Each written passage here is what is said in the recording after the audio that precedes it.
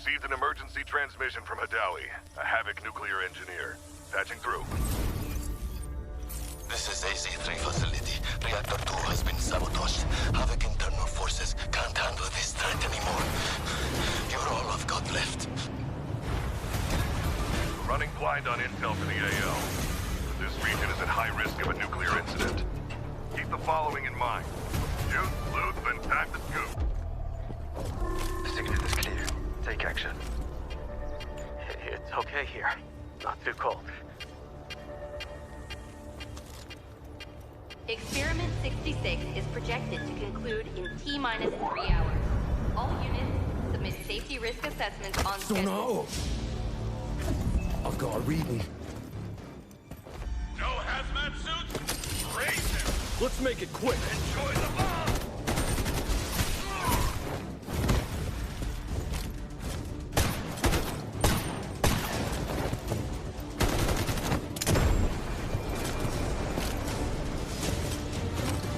So eager to die. Excellent. I don't know what's happening, but reactor output is still climbing. And security thinks I'm behind this. They're coming for me. GTI, move it, now!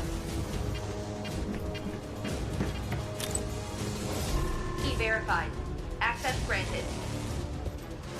Hostile signal detected. Lethal action authorized. Damn it! Someone take control of this piece of junk!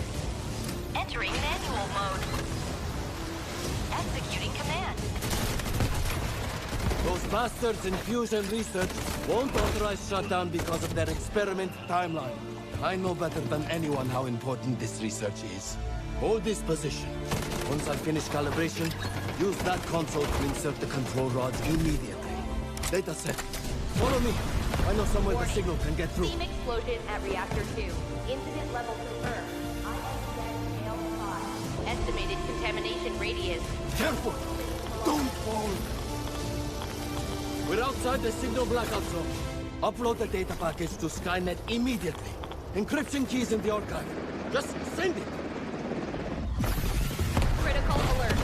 Reactor power output has critically exceeded safety threshold. Core meltdown imminent. All personnel evacuate immediately.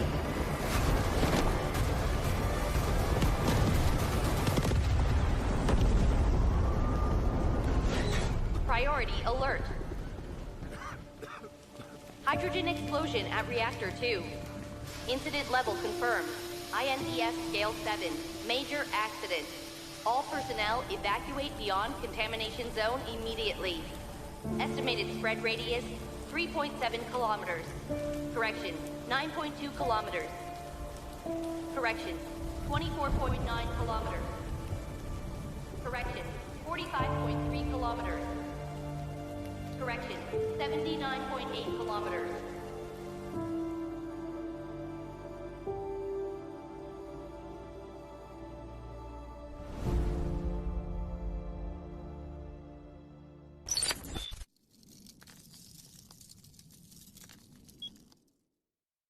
Hi everyone, I'm William, the art director of Delta Force. As many of you may already seen, Delta Force is launching a collaboration with Rainbow Six Siege in our next season. Since launch, we've seen a lot of passion and discussion from our community around the tactical shooter gameplay. And whenever players talk about the genre, Rainbow Six Siege is one of the names that come up most often. So, we reach out to Ubisoft. Bonjour, je suis Émilie Besson, directrice de la réalisation sur Rainbow Six Siege. Oui, Siege a toujours été défini par son gameplay tactique, le travail en équipe et aussi la variété des opérateurs que les joueurs ont appris à connaître et reconnaître au fil des années. Ces collaborations nous donnent l'occasion en fait d'amener les éléments emblématiques de Siege dans un nouvel univers tout en restant fidèle à ce qui les rend uniques.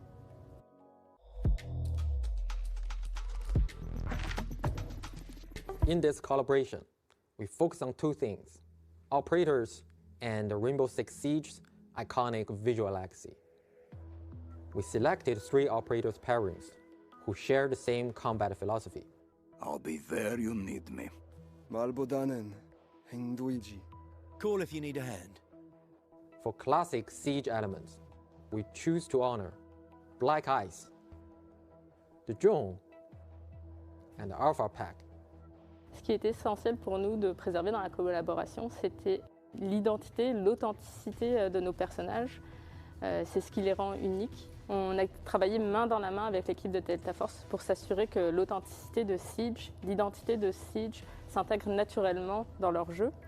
Both games share a realistic art direction, and finding distinct recognition within that shared aesthetic was actually the harder challenge. We started by preserving the core silhouette and a color framework of Siege operators. Doc and Motin's iconic deep navy uniforms, Vigil's signature custom fitted gear, these stay true. At the same time, within the finer details, we wove in Delta Force identity. The wear patches from both teams. Motin carries Cineva's badge. Doc has medical kits at his side. To faithfully recreate Black Ice, we focused our material work on internal ice fracture patterns to capture the distinctive texture and a cold, austere feel of original. Oui, en effet, Black Ice résonne énormément avec notre communauté. C'est une cosmétique d'armes qui a énormément plu à nos joueurs. Et l'équipe de Delta Force a fait vraiment un travail incroyable pour la recréation dans leur jeu de cette cosmétique, avec un souci du détail extrêmement gratifiant. We employed a dual-layer material system combined with subsurface scattering lighting model.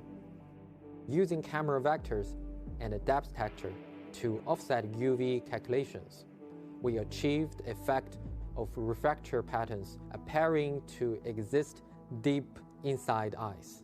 Et ce qu'on a apprécié et ce qui nous a impressionné, c'est le travail de recherche de Delta Force. À quel point ils ont été soucieux du détail pour conserver nos opérateurs dans leur jeu, qui s'intègrent vraiment comme naturellement dans leur univers. Beyond the content itself, we want as many players as possible to access and experience this collaboration. By completing in-game missions during the season, you can unlock these rewards for free. One more thing, in the new operations map, we've prepared something special for you. You will find a surprise in the maps that are meant just for you. Once the crossover goes live, go find them. Once more, onto the bridge. Dear friends, once more.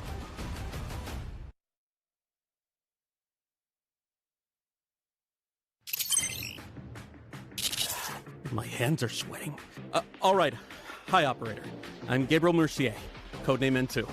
Since we'll be fighting side by side, allow me to properly introduce myself. As the codename suggests, my combat style leans towards cryogenic suppression. My frost launcher paired with a cryo flask can quickly force enemies into a frost state, ensuring they pose no threat to us. If enemy positions are unknown, the homing stun grenade can precisely mark them as well.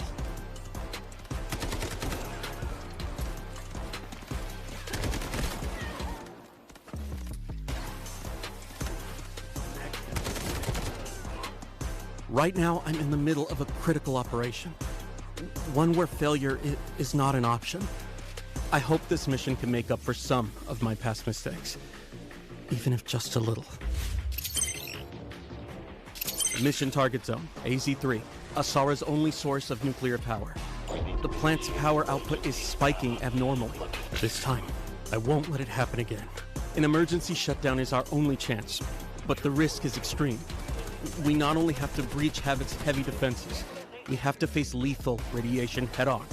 Some containers within AZ3 have already been contaminated by radiation. You can follow distinctive sounds to locate them, but keep a close eye on your own radiation levels. Radiation is divided into 4 levels, each causing different effects. Accumulated radiation can be cleared by leaving the contaminated zone and using decon chambers or mobile decon units.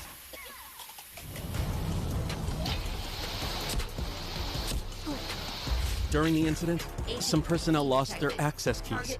We can use these keys to infiltrate the classified zones and gather intel and supplies. Key verified. Access granted.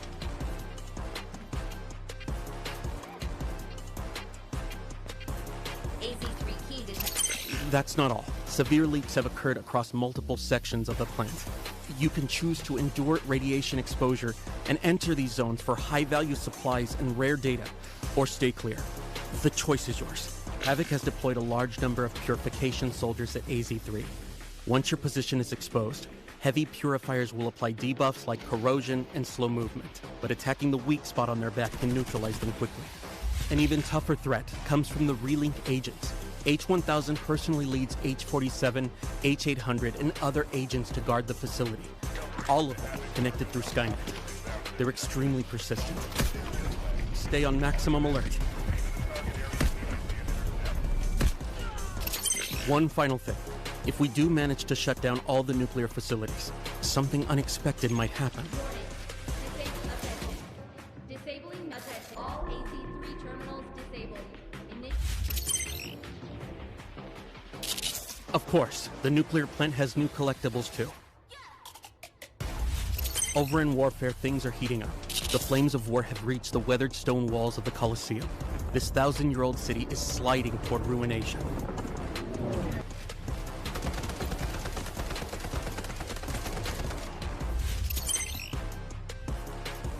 We've got new weapons. The RM-277 assault rifle excels at sustained suppressive fire, most effective from medium to long range. The SVCH marksman rifle is capable of taking down enemies in one shot at long range. There are also some bonus events coming up. Play Ole Ole Ole to earn points and exchange them for sports-themed rewards and exclusive avatars. The Meltdown Season Pass includes various tactical supplies, including a new outfit for Tempest. The new season's Mandelbricks can yield the AKM assault rifle. Astromancy's not bad. Opening Turbricks gives you a chance at the Law of Time series collectible charms. Good luck. A new melee weapon, Elegy, the exclusive weapon of the Abyss Shark Reese. Pretty cool. Oh, and don't forget, the Rainbow Six Siege crossover is launching soon too. 3 new operator skins.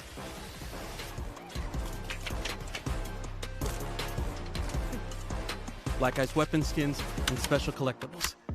Now that's something. Covers the main updates for the Meltdown season. Don't mess this up. Don't mess this up.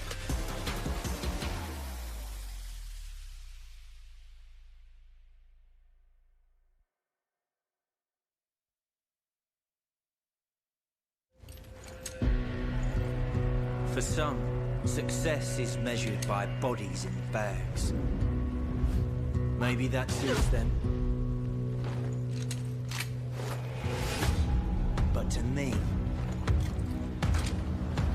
it's measured in hearts that keep beating.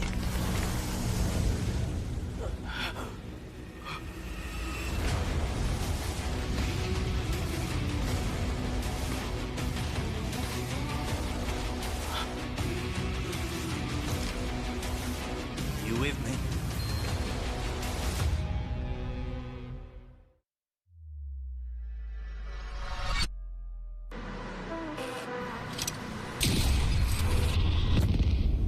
The enemy got the Mandelbrick. Find it. Stop them. Mandelbrick decoded.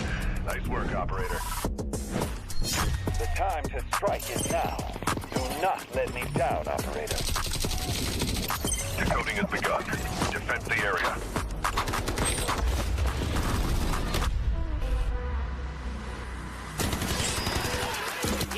Is about to take the first Mandelbrick of the tournament.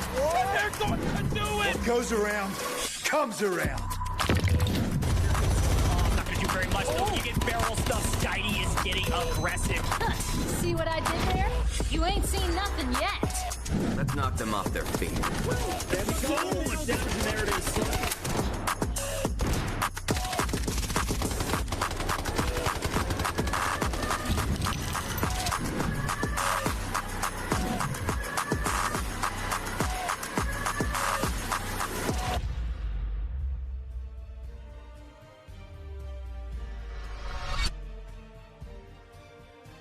Ladies and gentlemen, welcome. It is time for us to get into a little bit of the Delta Force Rise Series Season 1. My name is DK, and joining me on the desk here today is going to be Vivid. Vivid, how you doing? Doing a great, DK. Yes, we have finally made it. This is what we've been talking about over the past couple of weeks. Finally making it here to the Rise series and kicking it off with day number 1. I'm very, very excited. All those show matches, all those scrims that we were able to watch over the past couple of weeks, they were so entertaining. But with everything on the line starting here today, I'm excited to see what our players have for us. Yeah, I think they are going to be bringing in quite a bit of heat. And of course, for any of the viewers that might not have joined in for the show matches or the open qualifiers that we have, we got you, right? We have a few potential recaps coming through. Speaking of which, let's take a look at that recap and we'll be right back. Being done there, you get the swarm with targeting all the swing around the corner from Sun. Will find the first one, they get themselves the second, the third one. Almost got down to trouble. There's Cal Mitting able to find one. That's Bane gone down, and now it's just 1-1 of the live. It's Grateful trying to find what Dose meant to get the first one, but there's Max coming in now as well. Everyone is joining into the fight, and RMB are out. So the Mandelbrick has been interrupted. Sign able to take on over. From Dark Entities, they're ready to run on forward. Dems is the first one to fall. They are going to claim at least parts of this position for the time being. There is one more to be found around the corner inside, and that's him going down. Sign eliminated by Dark Entities. Now for now, the push from LFS, they're coming in right behind them. Also played on in as they go for the peek. That's a nice angle. Oh, Follow right able to get himself a double. That is an insane peek around the corner. But there's NBO on the side. They eliminate all of DE, and now the final fight. Swing the corner. They get the double kill. And just like that, the savior of the rest of the lobby, NBO, swings and takes out both Mandelbrick teams. And they just go ahead and return. Like Amali comes in here for the team Genius. The shots are making in, but simultaneously Oko finds a shot onto Blake with the and a return kill comes in. Oko's actually going to be going down, and now Hannah, Genius, they're trying to get involved. Currently, as it stands, 2 members down for VT, 1 member currently down for FPOV. Landing on his head, and that's going to be AGT wiped off the map. But now turning focus over to the last remaining 3v3. Oh my gosh, FPOV, they find 2 instant knocks. The Elm's going to be hopping out with that, and Yersey decides, you know what? I'm tired of waiting. I'm tired of holding the angle. I'm pushing. It's a 2v3, so they have the numbers. They didn't get the res here, and we just got 30 seconds left on the clock as they charge in. Remember, ADT has already kind of picked up some of those other kills on the FPOV, but Genius, they finally find some footing here in this 2v3. They pick up 2 members. Now the odds are in their favor, 2v1, but Nast is on the opposing side of things. 10 seconds remaining. Is this going to go uncontested? The door gets shut. Chuba's going to go ahead and smoke the choke point. His teammates got to go ahead and jump onto the decoding station. There's 5 seconds left remaining. The E&Ms are coming in from the side of AGT, but is a decode going to come in? It does. With 2 seconds remaining, the team of AGT, they jump onto the decoding station. They save the lobby. They save the qualification spot. AGT is down, and so is Genius. Is their usual to block this? They got 2 of them on there. MBO ran in there as well. LDS ran in there, but it's still on MBO with 5 seconds to go. Surely this is going to hand the victory to FPOV. That is going to be MBO grabbing the brick. And now we've got 6 minutes left for these teams to get what they can. But FPOV are the only team with 3 left up as well. How tough for LDS, for VT, for all of our other teams, because it was like a 6v whatever on the decoding station.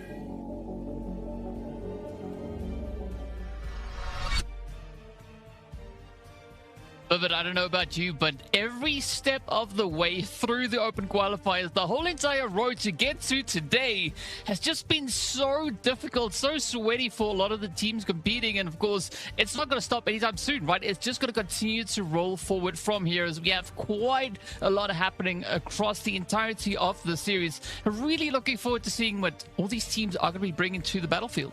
Yeah, absolutely. And that recap kind of gives us a sneak peek into what a marathon this has actually been for some of our players to actually qualify. I mean, we were kind of watching over some of those highlights, and I'm like, man, that decoding station over by firing range on Space City, that's not even actually in competitive anymore. So that just kind of speaks to how long this process has actually been for some of our competitors to finally make it here to where it counts, the Rise series itself. Of course, we'll explain all of those changes kind of coming into this specific season. But again, just want to reiterate, it has been an absolute marathon for our players, for us here, and we have been entertained throughout. I can't wait to jump into more of the action.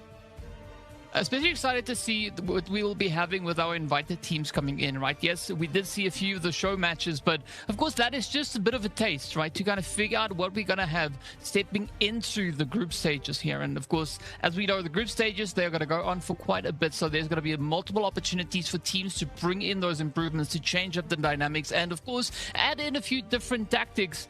So I really want to see what all of that is going to be bringing forward here. But of course, you were talking about us explaining a little bit more as to what is going to be happening, right? We've got some rules, we've got some formats, and a few additional changes that has come in stepping into the group stages. So we'll be getting into that momentarily. But yeah, I mean, based on what we've had so far, right? Even just the most recent show matches, right? There was a lot of tension, a lot of pressure, and most of them, surprising enough, actually going the full distance all the way to round 7.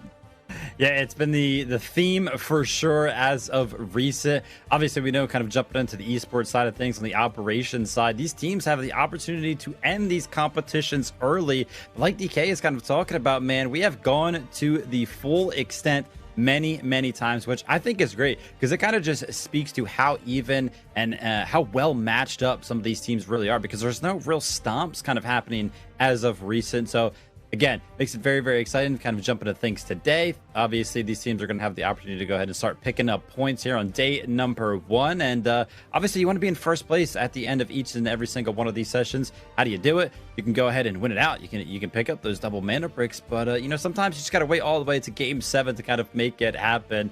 But yeah, I mean, going all the way to the distance means that these players are going to be tired by the end of this series as well. Hopefully, they're prepared for it. Yeah, at least the days aren't going to be all flowing into one, right? It's not like we're going to be playing for how many ever weeks every single day. It's only going to be on the weekends, right? So there is going to be a lot of opportunities. And aside from the EMEA region that we have starting today, right now, we have the Americas also coming underway. But speaking about the explanations, let's get right into that, as we are going to be starting here with our tournament format, right? So we've already concluded the open qualifying rounds. We do have our partner teams coming in as well, but now as we step into the regular season, we are going to be starting with that group stage, and we can kind of follow the route as to where the teams are going to go, right? So from group stage, we move to survivor stage 1, and then of course going into that day number 2 before we make it all the way over into the big finals. Yeah, absolutely. It's just going to be all about this 4-week-long group stage. You could see it's going to be 4 weeks long, 3 days each, right? Friday, Saturday, and Sunday over the course of the next 4 weeks. So make sure you guys kind of tune into that. You can actually see towards that top right, 1 to 2 places go directly into the finals out of the group stages. So you want to make sure that, you know, if you're rooting at home for one of your favorite teams coming out of the group stages, that is kind of what they are aiming for. But if they're not first through second, they're not necessarily out of the competition, because you did see about 3rd through 10th there on the leaderboard do kind of go to those survivor days. But taking a look at the tournament rules over these, 3 days of competition over the course of the group stage, and every single time that we tune into these, 1 day long competition, 7 matches, what's going to be happening? Each player is going to start out with 1.5 million Technic Alloy. They can go ahead and buy some of the gear on the tournament server here and kind of decide how they want to spend their economy. If you die, you lose your gear. It works the exact same way as those public matches. We are playing an extraction shooter, so of course those rules are going to be a little bit obvious. We're going to be playing on the Season Echo, which is a little bit behind what we are actually playing on the live server. That kind of gives all of our competitive players a little bit of time to adjust to these new matches before they have to jump into those adjustments in a competitive setting. And DK, we know how it works, man. Mandelbricks are the important thing on the leaderboard. That's kind of how they are ranked. If you want to go ahead and end the competition early, bottom left, the first team that captures 2 Mandelbricks wins. It's done. It's over. The fastest you can do that is through game number 4. So we'll have to see if anybody can kind of do that. And in between some of those Mandelbrick games, are of course going to be an opportunity to pick up your economy, pick up some extra gear. But DK, run us through kind of like the starting supplies and how these teams can actually build up said economy. Well, as you can see there, of course, they are going to be starting off with that 1.5 mil, as you've mentioned before. They do have that 3x3 safe box, meaning they can cram a whole lot into that, as well as the 12-slot card holder. So that means any card they need, they can take it with them. There is not going to be any issue with space with regards to that. And of course, as we move through, they are going to have those fixed supplies, right? So every round, they are going to be getting an additional 0.7 mil or 700,000 alloy being awarded to them. Each elimination also is going to be worth 800k, right? So if they want to try and play for the economy, play for the amount of assets that they gather up in a round, this is how they do it. Go for those kills. Aside from that, of course, decoding the Mandelbrick, as we've already said, that is going to be the essential part. But the best way to get the assets out is to extract, right? You have to try and extract. If you don't, it is going to make things quite difficult for you, and you want to try and capitalize on those, well, the assets that you can bring out. Now, when it comes down to the Mandelbrick, there are a few rules. We've seen a lot of these rules in play before, but the big change from what we've seen in the past is the Mandelbrick decoding, right? Point number 4, the one right there in the middle, the intercept time has changed to 1 second, right? Before it was 3 seconds, now it is 1. So already we've been seeing quite a bit of a sweaty exchange back and forth with regards to those Mandelbricks and the decoding, but now it's going to get even more insane as we're going to push through it. But of course, that minimum decoding time is going to stay on 1 minute and 30 seconds. So regardless of how many times it changes hands, once it gets down to 1 minute 30 seconds, that is going to be that consistent timer running through time and time again. So there's going to be a lot of pressure on these squads to get their hands on that. And of course, in some of these rounds, we've seen the Mandelbrick change hands, I think 8 to 10 times.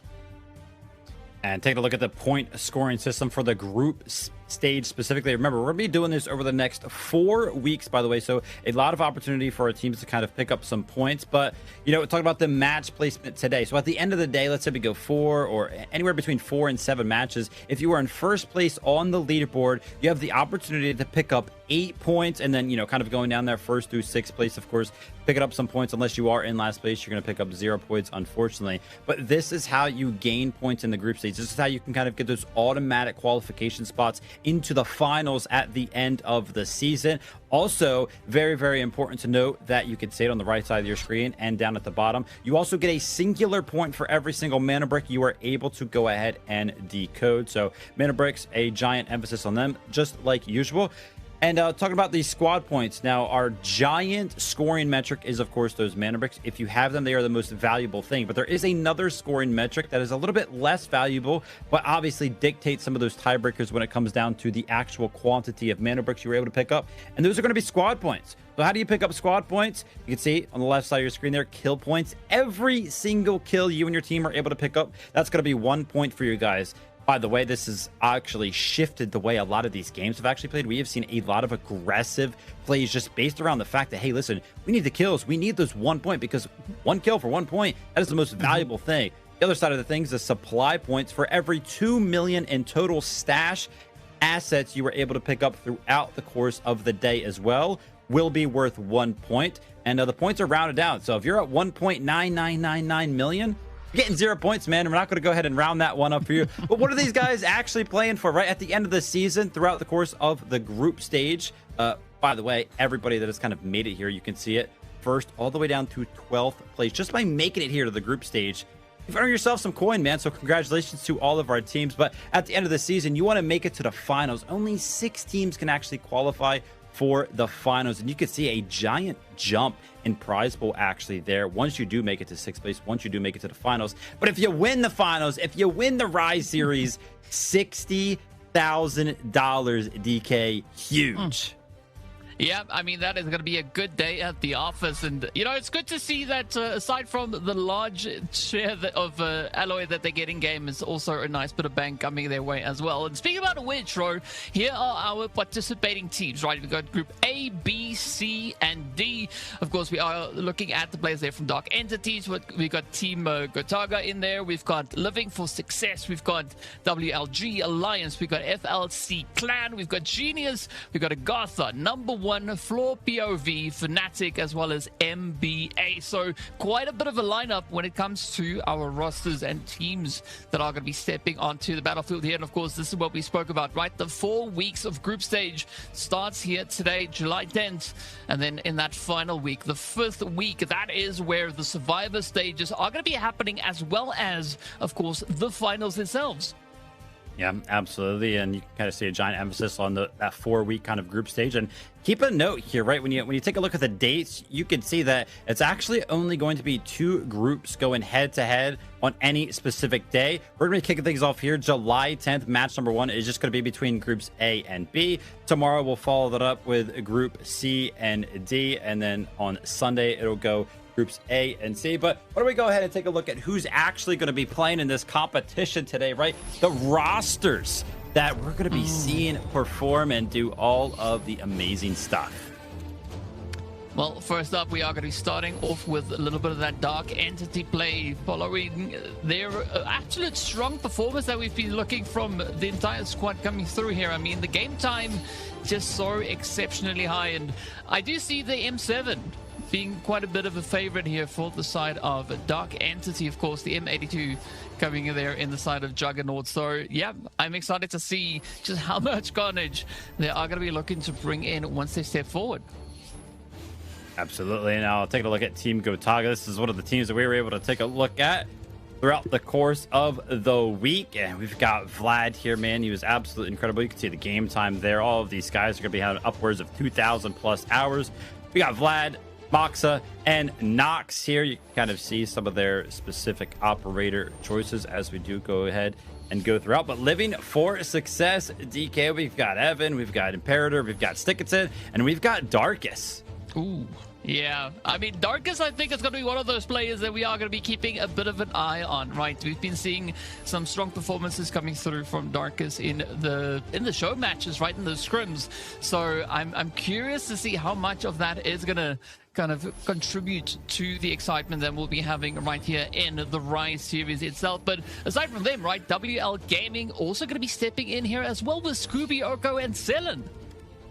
Yep, you can see it here. I mean, some of these guys kind of, comparing the time difference in hours. We actually saw 400 hours there, kind of already making it the top level of competition. We're in, some of our other players have thousands of hours, so that's going to be something to kind of keep an eye on. But Team Alliance as well, and then we're going to have a lot of fans of these guys. Easy, Lynx, Grind, and of course, a lot of love, I can imagine, in the chat right now for LASIK. But taking a look through some of these favorite weapons, man, I'm seeing a lot of M7s, by the way. So kind of getting a quick little peek into what these top players think is the best weapon. And yeah, no surprise, LASIK, by the way, has beat out all of these guys at game time, 3,600 hours.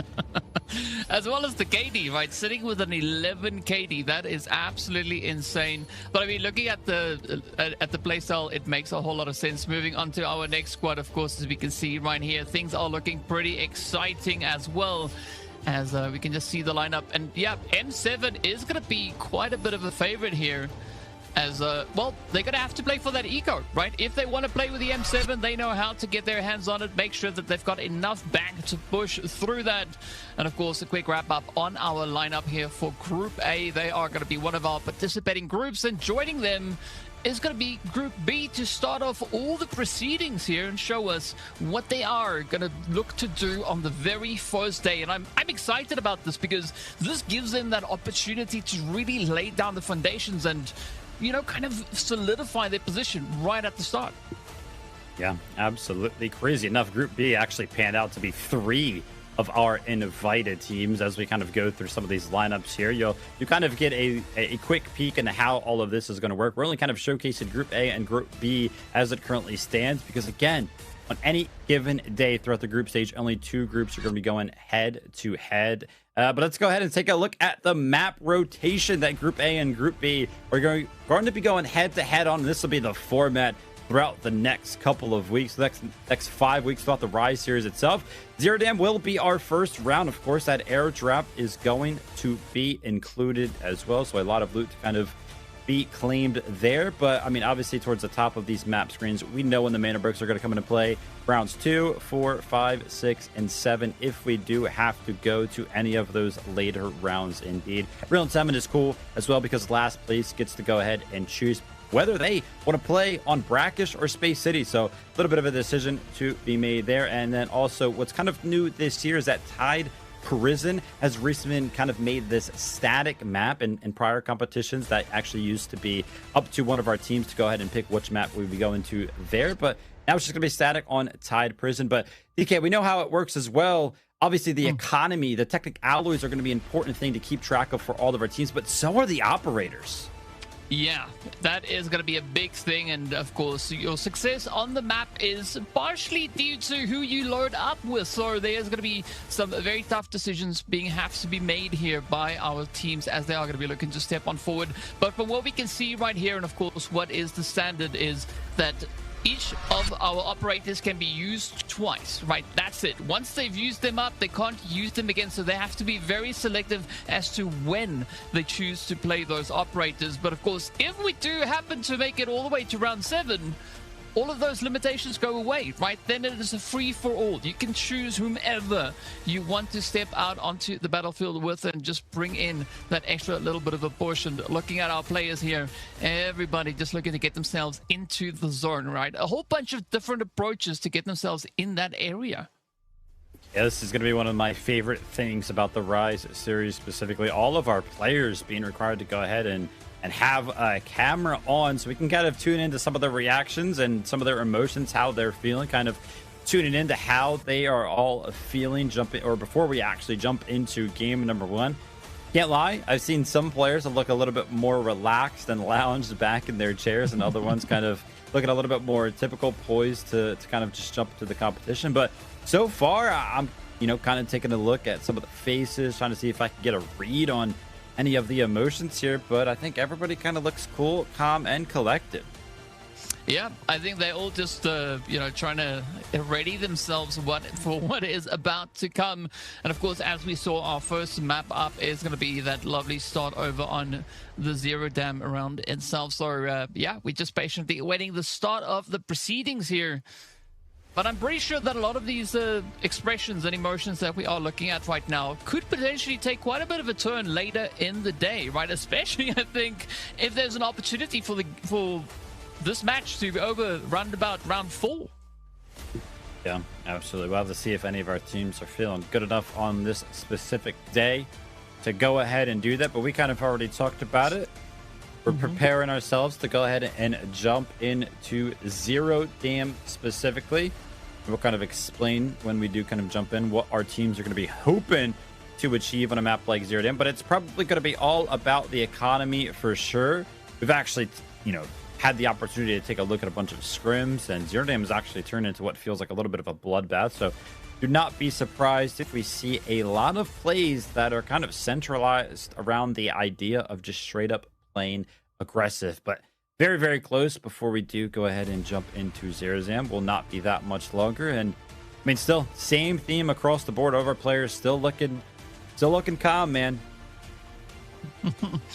Yeah, we'll call it the calm before the storm, right? Everybody just trying to make sure that they've got all their I's dotted and their T's crossed, right? Of course, there is going to be quite a bit of expectation coming through here for them as they're doing the final few preps to make sure that they are as oiled up as they need to be. And I mean, based on what we've seen so far, right, I think today is going to be a very exciting day. The show matches, the scrims, they've all just really been lighting it up. And I mean, just looking back at the most recent one that we had, especially for the European region, right, I mean, even Team Gotaga, Alliance, FLC Clan, right? All of these teams performed quite strongly, right?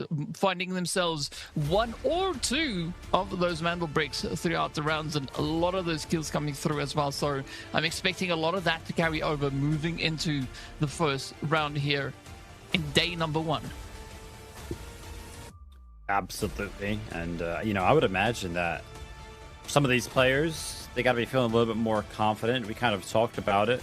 We have 12 teams total here in the Rise series. Of course, we're only going to be taking a look at 6 of them here today specifically, but 5 of those 12 teams were actually invited via, collaborations with organizations that they were signed to. For the other 7, they had to qualify, man. They had to go through some crazy formats to actually make it here. And I know that we had the opportunity to go ahead and take a look at some of the last qualifiers, right? Team Genius kind of clutching up with their qualification spot, being one of the last teams to kind of make it in. So excited to kind of jump into the action here. This is going to be the first game of many. The grand scheme of things of the Rise season specifically. We're going to be jumping into Zero Dam for the first game, and we're just seeing what our teams can accomplish here in game number 1 to kind of help them out in some of the following matches.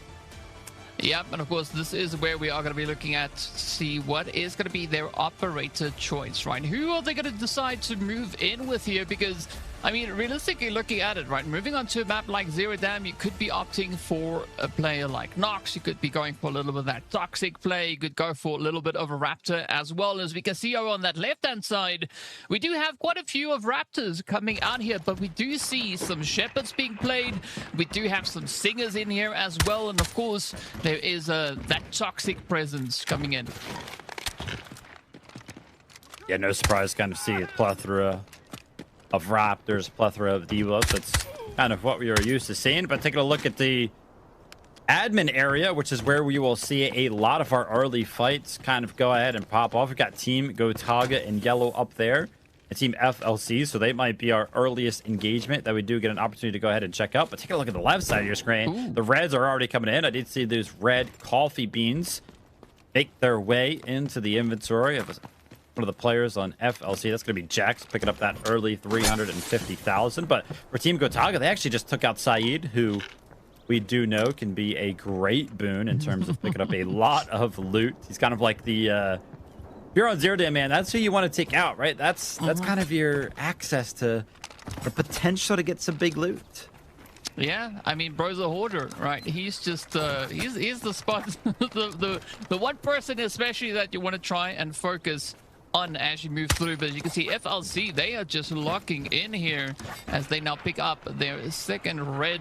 I mean, that's funny because when I was over there earlier today, I didn't see any reds like they are picking up right now. But I guess, you know, I wasn't playing on the server that they play on, so a good bit of economy coming their way. Ooh, look at that. It's going to be Dark Entities also getting their fair share of a bit of the action all the way over in the major substation. Yeah, that's huge. I mean, the fact that it is going to be a 3x3 as well. So kind of talked about it. All of our players having access to a 3x3 safe box. So that's pretty much going to make its way out of this match without a doubt, because it's going to be safe. Whether he goes down or not, it's going to be in a safe box. So that's going to be a great pickup for the side of Dark Entities. And a quick little preview of what all of our players have kind of opted to bring in. Pretty standard across the board. What makes the Zero Dam match, right, this first one so difficult, that you can see all of our players are going to be wearing purple armor. But the blue ammo, right, an actual tier below the armor that you're going to be having to fight up against is kind of what makes the difference. Makes it very, very awkward for some of our players to deal with that difference in TTK specifically.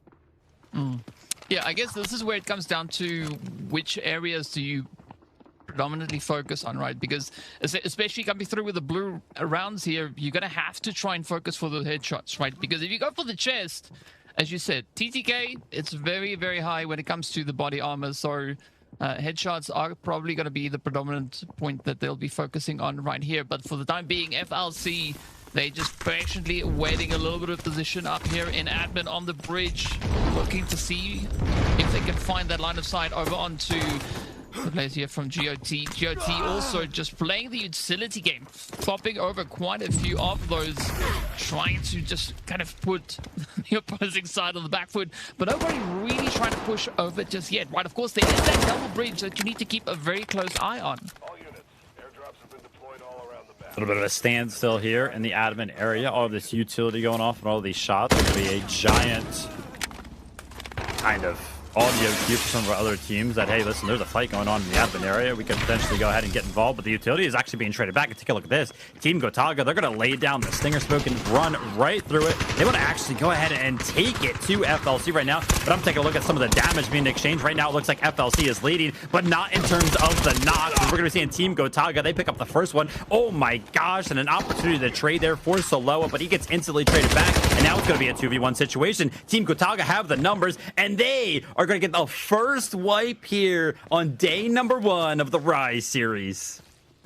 Yeah, and that is how it all starts. FLC, the first team to find the Reds, the first team to get themselves scooted out of this first round. There we have it. One down, a few more to go, but a quick look back at how it unfolded here as Nox was just absolutely on point with those sprays. I mean, FLC, they came really close to maybe just getting themselves out of harm's way, but if it is a 2v1 push, there's only so much that you can do. It's not often in Delta Force we see the team that kind of opts to no longer wait in tow out of the team that plays aggressive. Actually went out so cleanly. And Team Gotaga, they just kind of stormed the bridge there, waited that stinger smoke, and were able to pick up so much positioning. And it's not often we actually see this specific airdrop drop in competition, right all the way up here north by the containers. A lot of the times we do see them kind of make their way to the south or potentially over the construction site just to the west. But for Team WLG, you can see over on the left side of your screen, for this game specifically, their profits are quite low. In fact, they're all the way at the bottom of the leaderboard, 200K. So they have not been able to make anything necessarily happen yet. But with the Raptor drone kind of coming out, they might be thinking about going for this airdrop. Yeah, I mean, they are trying to do a little bit of that due diligence just to make sure the area is nice and clean. And so far, it's going to be Ceylon just, well, locking in on the Reds, having quite a bit to acquire here. And of course, that AWM ammo now coming into play as well. And I think that's the nice bit about the airdrop, right, is you do have access to the ammo coming in, and the only way to kind of get it out of here is you have to have it on your person, right? You can't put it in the safe box, so you're gonna have to guard that ammo literally with your life. Yeah, 100%. We've seen these kind of snipers that are able to pick up out of these airdrops in the first game here, come into play later on in previous matches. So we'll have to see if Ceylon can kind of make anything happen here with the 50 caliber sniper. You can see he's got the snap rounds loaded in, and Vlad, you got to be careful, man.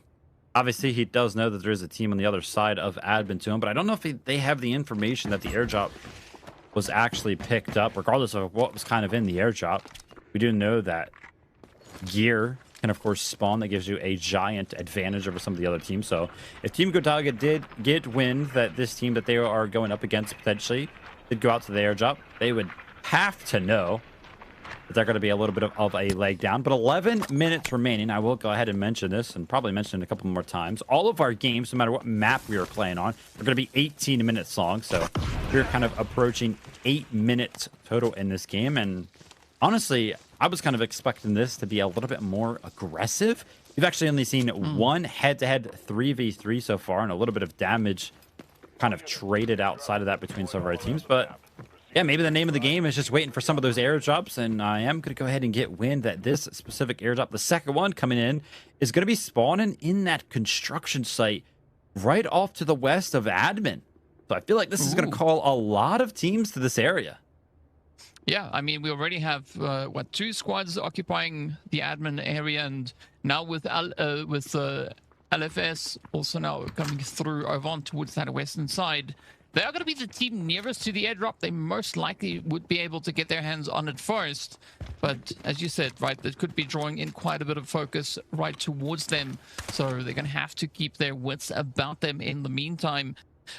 Looking further down towards the southern side, right? I mean, Alliance, the players from Dark Entity, both squads kind of keeping their distance as well, right? And now it's going to be Alliance, the team that is going to be sitting at the bottom of the log here with regards to the overall assets that they've been able to find in this round. Just double checking that buy extract is still available, as they might have a plan in those later few stages.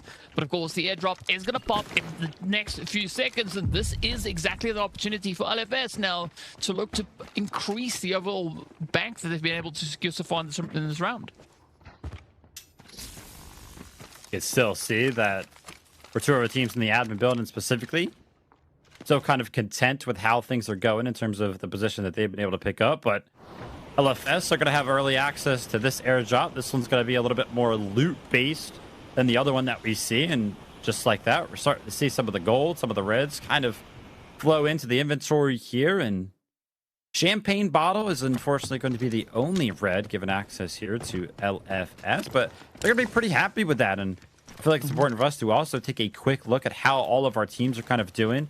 Unfortunately for FLC, they are towards that bottom of the leaderboard and have been eliminated. But for Team Alliance, man, in blue, only 300K in profits throughout the first 10 minutes of this Zero Dam. You can see all of our other teams actually making their way into the millions, especially Team Gotaga on the back foot of them picking up those 3 kills, which, by the way, we did kind of notice it. Kills are going to be great in terms of contributing to your squad points on the leaderboard specifically, but they're also great in terms of profit.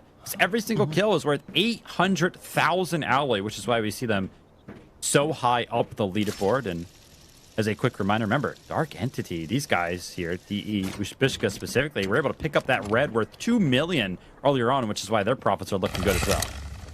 Yeah, I mean, so that's interesting to consider that Team Gotaga here, a lot of the profits that they have is purely based on those eliminations, right? 2.4 million of that coming through from those 3 kills that they were able to secure themselves. But now they could be looking to find even more as they are just waiting over on towards that eastern side of admin. They're not going to be looking to move just yet. WLG, though, looking to explore the area as they move up. Do see a few shots connecting through. Out comes Raptor, as there's going to be just scanning out the area. And unfortunately, the door is closed, so not an easy entrance. But there we have it. They know exactly now how to push up onto Gotaga.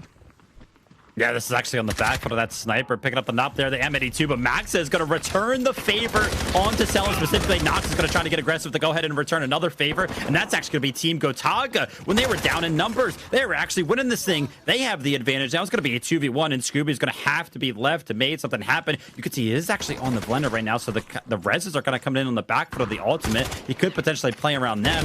He actually goes ahead and opts for the knock to go ahead and get that kill confirmation, but Team Gotaga, even off of the back foot of Team WLG, getting the opening pick with that Barrett 50 caliber, go ahead and win the 2v3, but they're faced with another 2v3. As you can see, Dark Entities have now entered the admin building. They're trying to make something happen. Unfortunately for Nox, he's going to be under a lot of pressure. Utility is flying in, and so is Fold Ray. He's going to be picking up Nox there, and now the chase is on. Can Maxa kind of make something happen here? Can he kind of get away from the clutches of Dark Entity?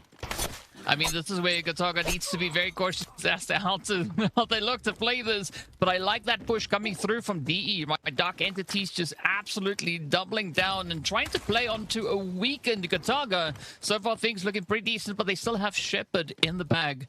As we saw, Shepard, even though it is a little bit more of a defensive play, can be used offensively. And just a quick look back at how it all started. Right there was that opening hit coming through from Selen, but this is where it all turned around as Maxa just trying to hold steady. DE just cleaning it out and forcing Maxa to retreat, to fall back. And again, right, Maxa not moving too far away. As you can see, Gotaga, they still want to try and find additional profit here, but you got to be very selective and not get too greedy. And take a look at the left side of the screen, right? That leaderboard, the live updating leaderboard for the profits that some of our teams are picking up. I have just been watching the numbers go up and up and up for the team of DE. Remember, they kind of came in late to the party. They were the third party. They were only able to pick up one singular kill there with one of the last remaining members of Team Gotaga. But because they have had access to just so many bodies that have been on the ground over there. Remember, we just kind of saw 5 bodies go down right in front of them. And to boot, right, that Barrett 50 caliber sniper rifle. So Dark Entities, they're going to be feeling very, very good. Up to now 7.6 million. You can see in second place right behind them, LFS just on 2.3 million. So pretty much a 5 million alloy lead in this game specifically. But this is where things get difficult. They're going to have access to all 7.6 million of that if all 3 of them are actually able to make it out. And we know that Zero Dam, these last couple of minutes is where it gets very, very chaotic because the flood comes in from all of our teams. They know that this elevator extract, after the switch is pulled, it's like the only way out of the map that you can get every single one of your members kind of out cleanly. So we'll have to see if they can kind of pull it off, or if some of our teams are going to be interested in trying to deny it. Yeah, I mean, the problem with the elevator extract is everybody knows what that pathing is that you're going to look to take to get there, right? They've pretty much come to the summation that nobody is moving up from that major substation. So all the pressure is going to be applied right into the tunnels here. As you can see, team's now looking to get themselves situated. DE on a very defensive position. They want to be able to extract, right, as you said, right? Walk away with that 7.6 mil, because that is going to be the amount of profit that could make round number 2 just that much easier for them. But we do have around about 2.5 minutes left on that extraction clock. And of course, the match is going to be over in 3 minutes, so it might be quite downhill for a lot of our teams, as they might not be able to extract. So I'm expecting someone to try and maybe sneak into that extraction just at the very last moment. By the way, there's a little bit of a sneaky strategy from, I believe it was Team Alliance. They actually went all the way down to that southern extract near the riverbank and actually went ahead and activated it for all 3 members who actually deny it. Team LFS just went down there and they were like, oh, listen, we'll just take this extract out. But it was actually denied because it had already been used up. But Team Alliance, they didn't actually use the extract. They just activated it for themselves and then they ran up here. So this is why they kind of are potentially catching whim of a team coming in from the south. So now Team LFS are going to have to make something happen. And remember, we still got the solo of Maxa from Team Gotaga trying to make something happen. You can kind of see the absolute collapse from all of our teams. Team LFS, a full team. Team Alliance, still a full team that is outside of the extract specifically. Dark Entities on the back foot of having that 50 caliber sniper rifle are just holding things down on the extract. So what is actually going to happen in these last remaining couple of minutes here, right? Our Team Alliance or Team LFS just going to opt to take this 3v3 and take the win here in terms of maybe, hey, listen, just the kills being worth it? Like, we don't care about the extract? That does seem to be the play, right? Because there was quite a bit of focus placed on Dark Entities, but now it seems like nobody could be phased. They're like, yeah, that's fine. We'll catch up to them at a later stage, but this could be the opportunity for Alliance to really increase the overall profits that they've got here.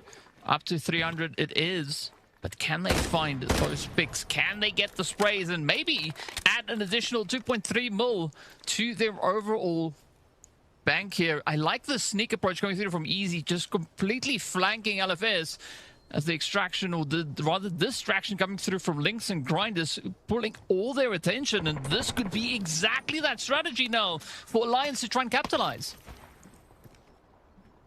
So it's a great position here for the side of Alliance. So you can see Lynx is probably in the strongest position here, and unfortunately for Evan, he's going to be receiving 9 of that. But Easy has successfully pulled off the flank, but when the opportunity came through for them to kind of land some easy shots, he actually missed all of them. And now Stickinson kind of knows exactly where this player is. He knows he's going to be all alone on the backside trying to make something happen on the flank. Easy, oh my gosh, he is a moving left, right, and center, and he's going to be dodging all of the shots. Kind of off stream, by the way, Maxa was trying to make something happen as the solo. He actually went down, and take a look at this. DE, they just made it out of that elevator extract as a full 3-man unit. But take a look at this now. LFS have flushed out the flank from Easy, and unfortunately he's going to go down, but Grind's trying to make something happen. He does get that return knock on to Impera, but not before Lynx goes down, and there's only 1 second remaining. Nothing left to do. So some kills kind of picked up in the last couple of seconds there on Zero Dam, but we know who the winners of that one are without a doubt. I mean, it was a very easy extraction actually for DE to get themselves out of that, right? As you mentioned, we did see Maxa trying to do a little bit of something, pushing up, but he got put down and there was no continuation on that effort. But I like the strategy coming through from Alliance here, trying to kind of wrap their way around, trying to sneak in a few more additional kills. Unfortunately, that plan kind of backfired on them. Yeah, I mean, there's just so much kind of happening throughout. Obviously, Team Gotaga kind of being the staple point for all of the fights going down in admin, but you know, we kind of talked about it multiple times. DE kind of just swooping in as that third party. We're able to just pick up 1 singular kill, but that 1 singular kill netted them all of the loot that was kind of left on the ground.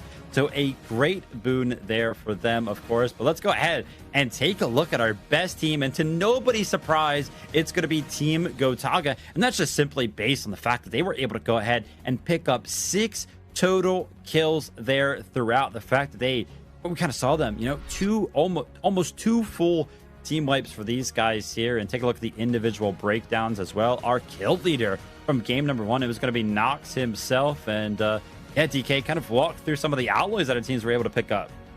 Yeah, well, as we can see, one team in particular, as we saw, walking away with quite a bit of that alloy. As you can see, the 7.6 there. But the breakdown as to whom extracted with what. And of course, our second highest tally there is going to be living for success, right? LFS trying to bring in those disruptions right at the very end, contesting a few of the plays. But they were able to pick up those 2 kills, as did the side of Alliance. So you're going to have to try and tally that up with the amount of assets and profit that they were able to walk away with here. But our top killers, of course, no surprise to see Nox being the one to lead the way here. 4 kills going their way. Grind also locking into. So not as heavy of an altercation round as we were expecting potentially to see. But of course, that was the eco, right? Trying to play for as much of that profit as you can find. And as a result, Maxa definitely doing quite a bit of damage here.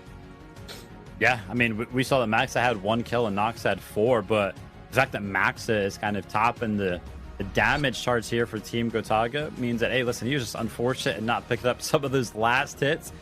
Most of the assists coming in, no surprise there for Team Gotaga across the board. If they as a team are just picking up the most amount of kills, it makes sense that them working together so well is going to net them assists as well. And also cool to kind of see Uzbek pick up 3.3 million. Again, we kind of talked about it. That red painting being worth 2 mil is, of course, going to be a giant boon for them and why they were able to go ahead and pick up so much alloy. But our round 1 MVP here, it's going to be Nox on the back foot of those 4 kills that we talked about. 600 damage, 1 assist, and yeah, only 200k in assets gains that he was able to go ahead and put into the safe box. But again, we know that those kills outside of being able to extract or failure extract are worth 800k a piece. So he actually made himself a lot of money throughout game number 1 there. He's going to be pretty happy about that. Yeah, of course, if you want to follow up with everything that is happening with regards to Delta Force, be sure to follow us on the socials. You just saw all the links popping up on screen, all the icons, right? So to search it up. But of course, we also do have the new Esports tab that has been added onto the Delta Force website. So if you want to stay up to date with everything Rise series related, be sure to head over and click on that Esports tab. You can see a full breakdown of both sides. But speaking about which, though, we are going to be prepping ourselves for round number 2, and that will be coming to us on the other side of the break. So see you in a minute.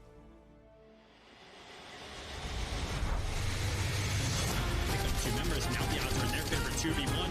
Everything getting spammed away, and MT getting a little... So hang on a second, NL! Look at that! It's an absolute sweat! And Ellis got it over here, lines them up, even through the shot, you're nuts! For the last remaining 3 BOV, they find 2 instant knocks. The Elm's gonna be hopping off that.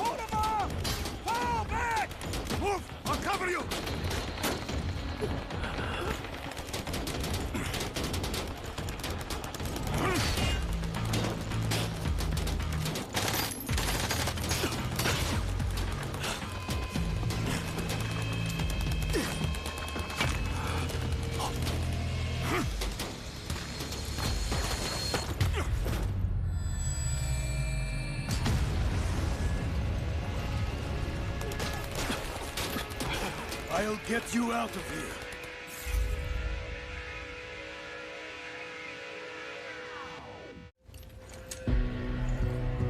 For some, success is measured by bodies in bags. Maybe that suits them. But to me, it's measured in hearts that keep beating.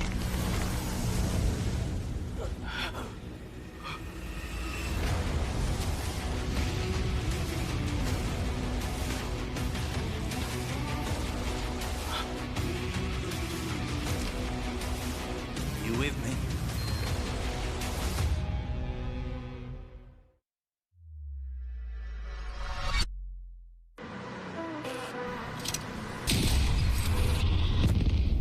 The enemy got the Mandelbrick. Find it. Stop them. Mandelbrick decoded. Nice work, operator. The time to strike is now. Do not let me down, operator. Decoding has begun. Defend the area.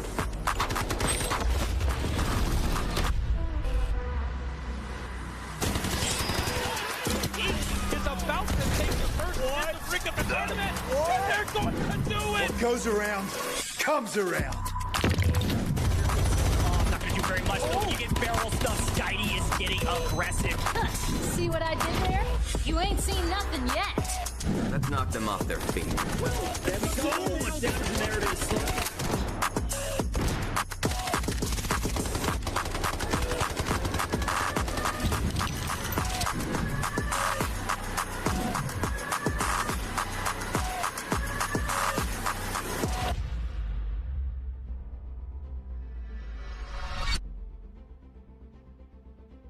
A very clean first round extraction on Zero Dam coming through for the players from Dark Entity. As we are getting ready to take ourselves over to round number 2. Now, Vivid, I'm really excited to see what is going to be happening here, as we do know Mandelbrick coming in alongside those airdrops as we head over onto Brakkesh.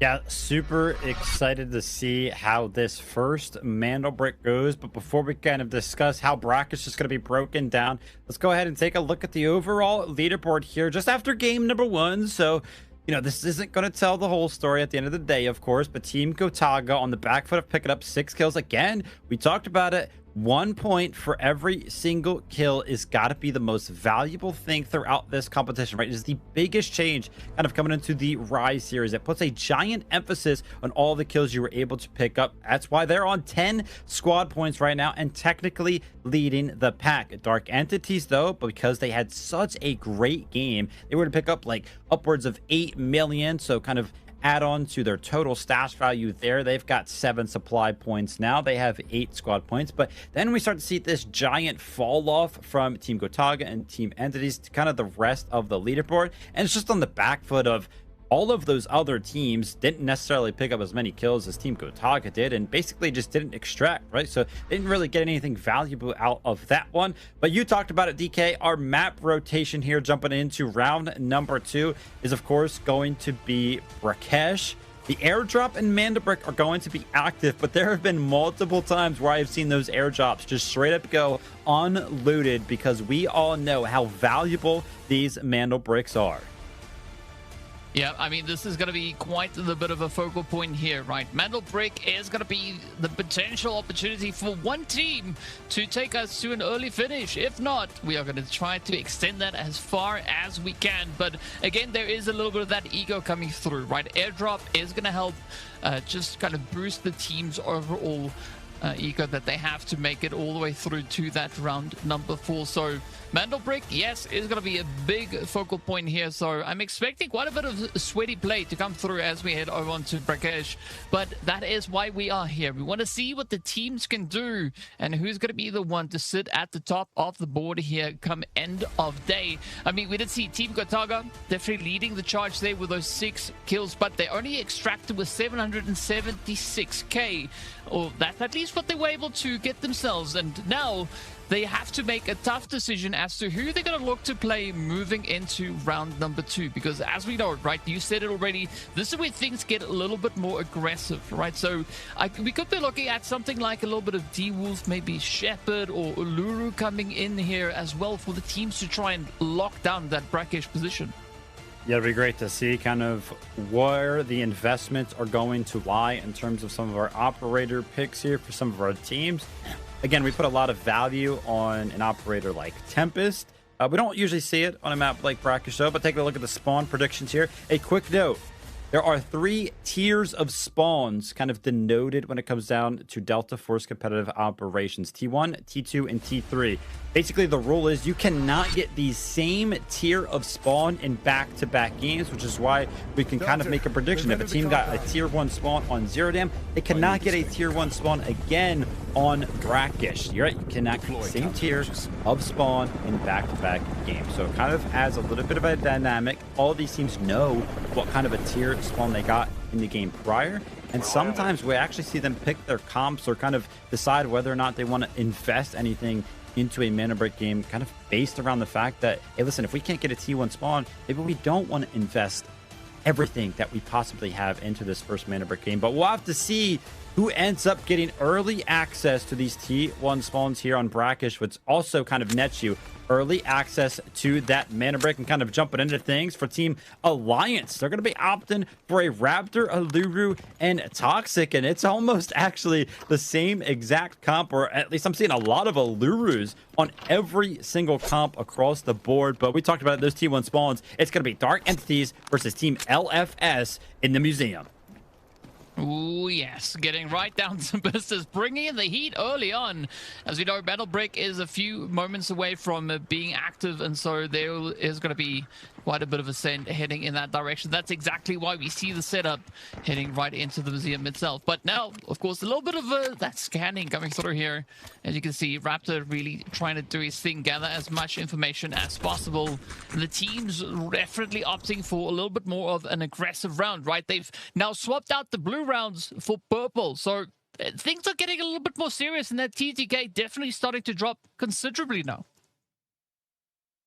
You can see for the side of DE, who are going to be poised up inside of the museum specifically, it's hard for them to actually run out and pick up this Mandelbrick, because of course Team LFS are kind of waiting in the wings. So Team DE are kind of just throwing a lot of their utility onto the Mandelbrick itself to try to go ahead and just try to deny Team LFS for picking it up. But it actually looks like Team LFS have opted to, instead of play around picking up this first Mandelbrick, they're just kind of hanging out in this building right off to the side and potentially just waiting for some other unsuspecting team to kind of walk up, try to pick up the Mandelbrick themselves, and then I feel like they would net themselves with some free kills. And usually the solution to 2 teams kind of surrounding a Mandelbrick spawn like this would be the likes of like Tempest, because you can kind of just send a smoke and then your Tempest all in, you can kind of pick up the Mandelbrick, and that's how these types of situations are solved.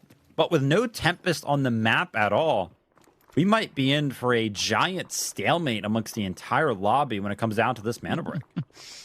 Yeah, we might actually see the airdrop getting a little bit more love this time around, right? As everybody's essentially realized that it's going to be a lot more of a risky approach to get their hands on that. But I'm curious to see, especially for FLC, right, how they're going to look to potentially utilize Shepherd when it comes to contesting that Mandelbrick. But now LFS and DE getting right down to business, a little bit of an altercation either which way, as Gotaga are going to try and test the waters, pushing in from that southern side. Look and see if they can gain entry in towards it. But I actually like this position coming through from DE, right? Because if they can't get their hands on that Mandelbrick just yet, they are, of course, currently guarding one of those decoding stations, so they'll have a pretty good idea. And we can see a similar approach coming through for the side of Alliance, right? Also getting themselves situated towards one of those decoding stations. So if they don't get their hands on the Mandelbrick, they do have a bit of a fallback plan. So we kind of talked about, you know, 4 of our teams that have kind of, no, 5 of our teams that are kind of playing around the Mandelbrick.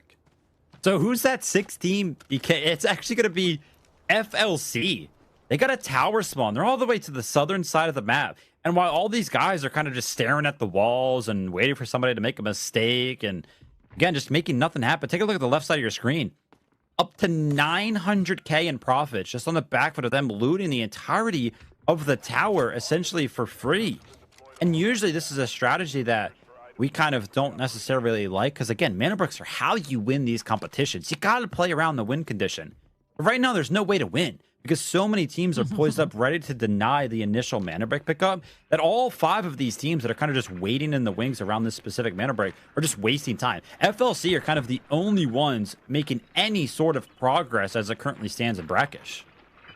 Yeah, I mean, they definitely trying to increase that the profits as best they can, and I mean, they're in that prime position to do exactly that, right? The new Tower of Babel definitely going to allow them quite a bit of an opportunity. As you can see, they're just frantically going around. They've already looted all the safes, and now they're just looking to see if they can get their hands on any potential reds or anything worth a lot over there, as well, nobody's going to look to contest them, at least for the time being. I'm curious to see, though, whether or not they're going to try and maybe lock down that extraction, that solo extraction that we have in the new Tower of Babel. As we know, teams could potentially be looking to keep an eye on that, but for now, yeah, we have that standoff that you were talking about, right? Nobody wanting to take that first step forward to get their hands on the Mandelbrick, but if that eventually does happen, there's going to be quite a bit of chaos ensuing as soon as that Mandelbrick is picked up.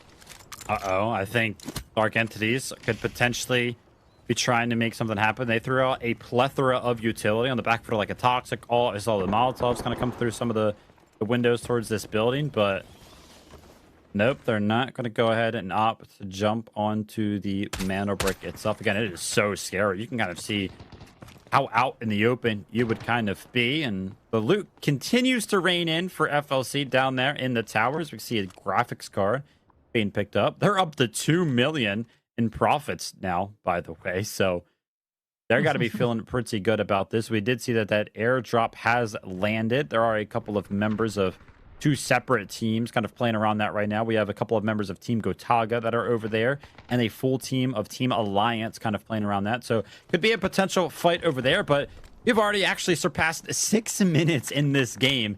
And with the mana brick not being picked up, I think, yeah, the stalemate might be the end result here. We might see Brakkesh go through without a mana brick to code it at all. Wow, that is going to be a very new one indeed, but you can see quite a bit of a contentious position being played out here over on towards that airdrop. Both squads trying to get their hands on it. Meanwhile, nothing really having changed over here with regards to the Mandelbrick itself. DE still pretty much committed to trying to get their hands on it or die defending that position.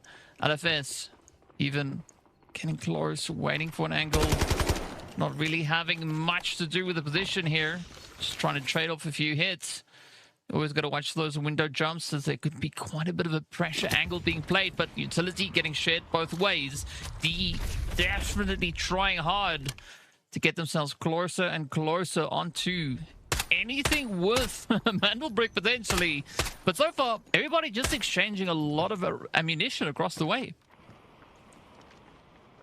And finally, we see kind of something happen around the map. It's going to be Team Alliance jumping onto this airdrop. They were able to go ahead and push off the likes of Team Gotaga's remaining members. So that is going to be giving them access to a 50 BMG and all of the ammo.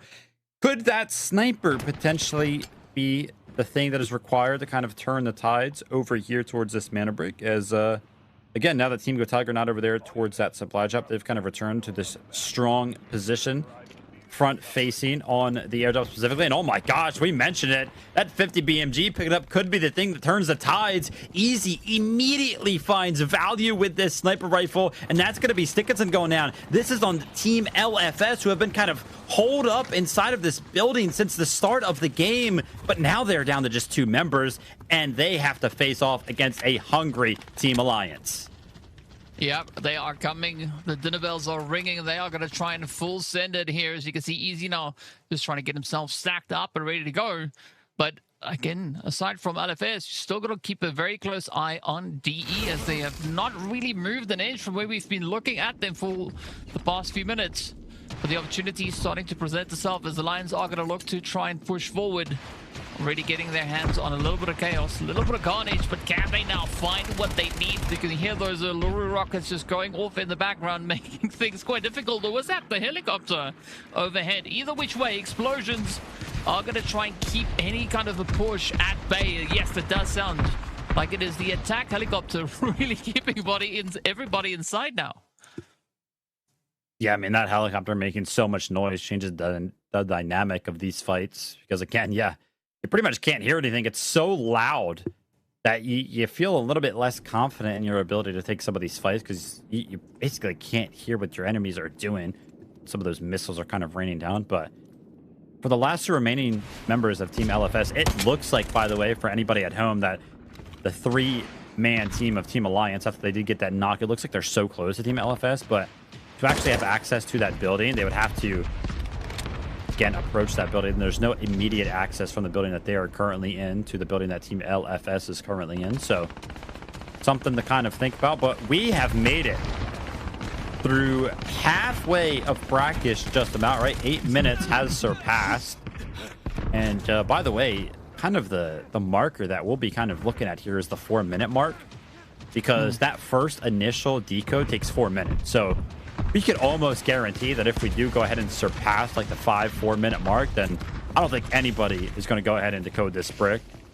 That's kind of how it has looked since the start of the game, because these teams are just interested in denying it. But oh my gosh, on the back foot of all of the utility landed at the same exact time, Ubishka is actually going to find one of the last remaining members of Team LFS. That's going to be Impero, who's going to be jumping down. But take a look at this. Full rate from Team DE has jumped out onto the Mandelbrick, and it is just a smoke right now that is kind of keeping him alive. But that's going to fade shortly. And it does. It fades. And now Full Rate is kind of stuck out there in the middle of no man's land between like 4 teams trying to stay alive.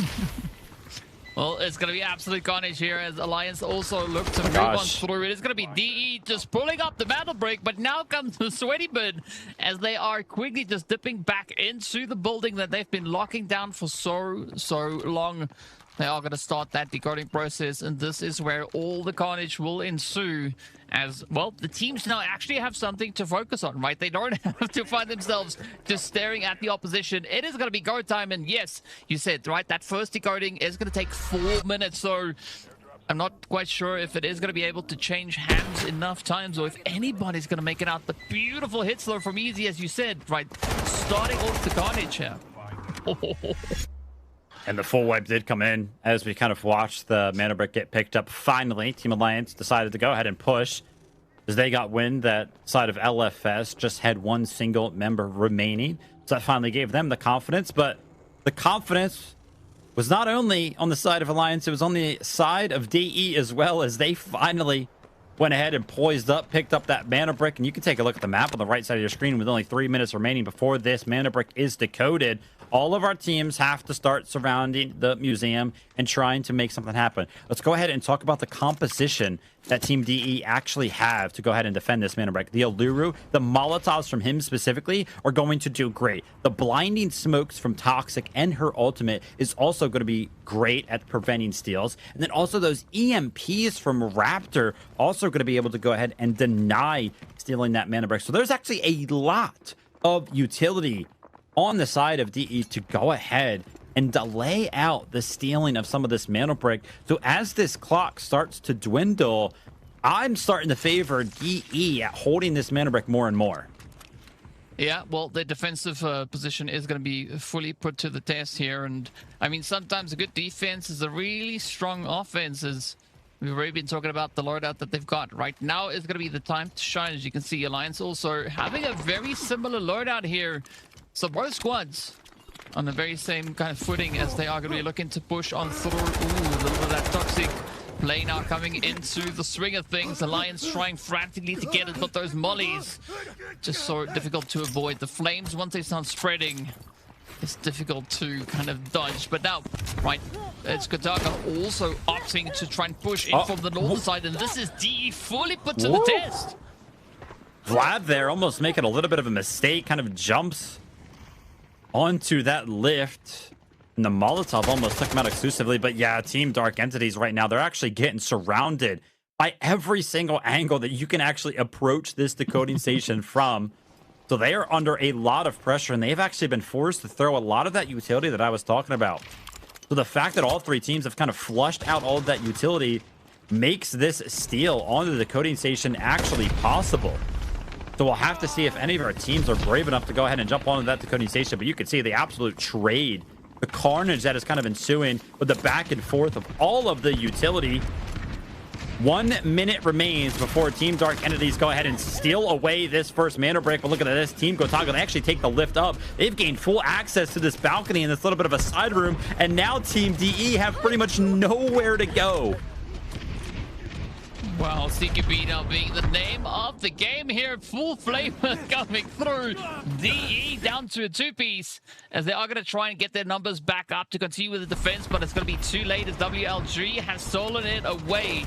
Now starting the decoding process all over again, and time is going to be running out. There's only 20 seconds between the decode and the end of this round, so there is so much pressure riding on everybody's shoulders here. But of course, right, you want to try and keep that focus up. Alliance already capitalizing on the profits up to 2.9. Can they find more? It does seem like they are opting for aggression as the decode gets disrupted again, and now it's going to change hands once more. By the way, two separate teams tried the same exact thing. Team Gotaga and Team WLG tried to push the balcony. They heard the reses coming out from Team DE. They were like, oh my gosh, there's only 2 members remaining. Somehow, some way, take a look at this. The res comes through, and DE are still a full roster. WLG and Team Gotaga both got wiped amongst all of the chaos. And because Team WLG were the ones decoding the mana brick, it has been interrupted. Nobody currently has control over the mana brick, and we're left with just 3 teams remaining. DE, FLC, and Alliance. Oh, and this is where things now look absolutely horrible for the side of DE. Their profits have dropped down to 0. They've been working so hard on defending that Mandelbrick, but up comes the rest of FLC, though, looking to push forward. They know the Mandelbrick is somewhere in here. They can see exactly where it currently is situated. But this is where now the loot has to come on through. No. They are going to be finding themselves a quick little bit of a trade there over onto the side of Alliance. And this could be that turning point, right? Alliance looking pretty good with the bank, but are they going to be able to survive? FLC also now looking to contest. Yeah, I mean, they jumped onto the mana break, but take a look at the decoding timer. There's 3 minutes on that decode. There's only 2 minutes left in this game entirely. So unless a couple of steals come in the next 30 seconds, yeah, nobody's going to go ahead and pick up this mana break. So it's just going to be all about what you can actually get out of this game with specifically. It's pretty much just going to come down to value in kills because nobody's going to be able to extract because obviously there's only less than 2 minutes remaining. So those kills towards the leaderboard, towards, you know, 800K a piece, that's going to be the only value any of these last 3 remaining teams are going to be able to find. And I'm a little bit worried for a team like DE. I mean, they've been in the mix the entire time, so much so that there is a 0 for them in the column of profits. They have essentially made nothing happen outside of those 5 kills, which, by the way, I didn't even realize they had 5. That is an incredibly important note right there. Ooh. Well, and just like that, they jump up to a mil. Yeah, they're starting to loot. Almost instantly managing to gain a little bit of that extra profit. But of course, speaking about which, we do have that extra airdrop that is currently being looted as well. Now there's going to be chaos and carnage here on the side of DE as they try to defend, but FLC applying so much pressure as they too try to send it on forward. Oh, look at the hits though, that Shepherd play, the ult being absolutely disastrous now as DE gets swept on out of here, out they go, and not a single bit of profit to show for this round.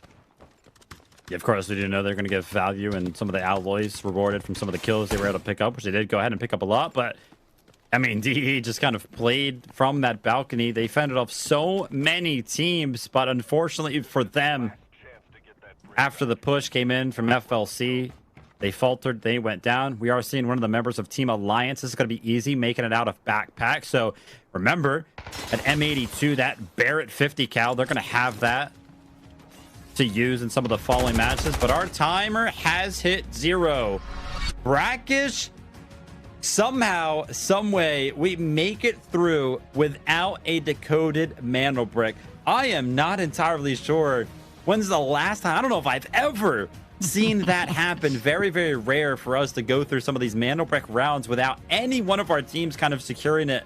And it was just based around the fact that that initial Mandelbrick spawn, man, it was on lockdown. It was pretty much the game plan for so many of our teams that it took so long. Just wasn't enough time remaining for our teams to actually have a well thought out battle around that decoding station. But a battle was had. The kills were found. Some loot was found as well, but a lot of failed extracts there on Brakkesh. Yeah, I mean, it is a pretty tough day, especially looking at how this Brakkesh now turned out. And, of course, this is where they're going to have to hope that they were able to find themselves enough kills in that past game to still have a good bit of ego coming their way. But speaking about our best team, though, it is going to be Dark Entities walking away with 5 kills and almost 1,500 damage being secured as well. Yeah, crazy numbers here for these guys. Again, they did a great job of fending off a lot of the pushes there that were kind of coming their way. Again, a lot of it was on the back of them having a member down. So incredible effort there. You can see Ubishka picking up 3 of the kills there for DE. Full rate picking up 2 as well. But FLC also tied things up in terms of having the most kills for teams specifically. That's on the back foot of Jax. I mean, he picked up 4. So an incredible performance there. But the breadwinners, Team Alliance, just on the back foot of having a single member extract via the backpack extract on Brakkesh, able to pick up a total of 2.6 million. Easy himself with 1.6 of that. And let's take a look at the top kills here. Yeah, we kind of broke it down already. Jax with 4, Ubishka with 3, and then Full Rate with 2. Kind of your kill leaders on Brakkesh. Yeah, some pretty heavy bits of work being done here, but of course you can see the damage also being pretty consistent, right? Not necessarily the same players who were able to get those kills walking away with the damage there, but Ubishka definitely did quite a bit of work there. As we now take a look over onto our top assisters here who kind of contributed to the carnage and chaos we saw. But the big earners here is going to be easy from Alliance walking out, or rather extracting with that 1.6 mil, so that definitely is going to help the team moving forward. But our MVP is going to be none other than Jax coming through from the side there of FLC, picking up those 4 kills, a decent chunk of damage, but also, you know, a good amount of assets being gained in this round. So this is where we get to kind of see how all of that now starts to build up, right? As we know, Eager rounds are pretty tough with the addition of the Mandelbrick that we saw now in Brakkesh as well. The team's not really being sure what play to make, right? Are they going to go for eco? Are they going to go for the extraction? Sometimes they try and choose both. Yeah, no worry. Listen, if you guys are interested in kind of joining all of the action, you saw it right there. PlayDeltaForce.com. Kind of download it for yourselves. Available on all platforms. And listen, a lot of action to kind of be had on a game like Delta Force. It's my favorite game right now. Please go ahead and give it a try. It's free. But for that being said, DK, we got to go ahead and give our players, give ourselves a moment to rest after all the chaos on Brakkesh. So before we jump into game number 3, we're going to take a short break.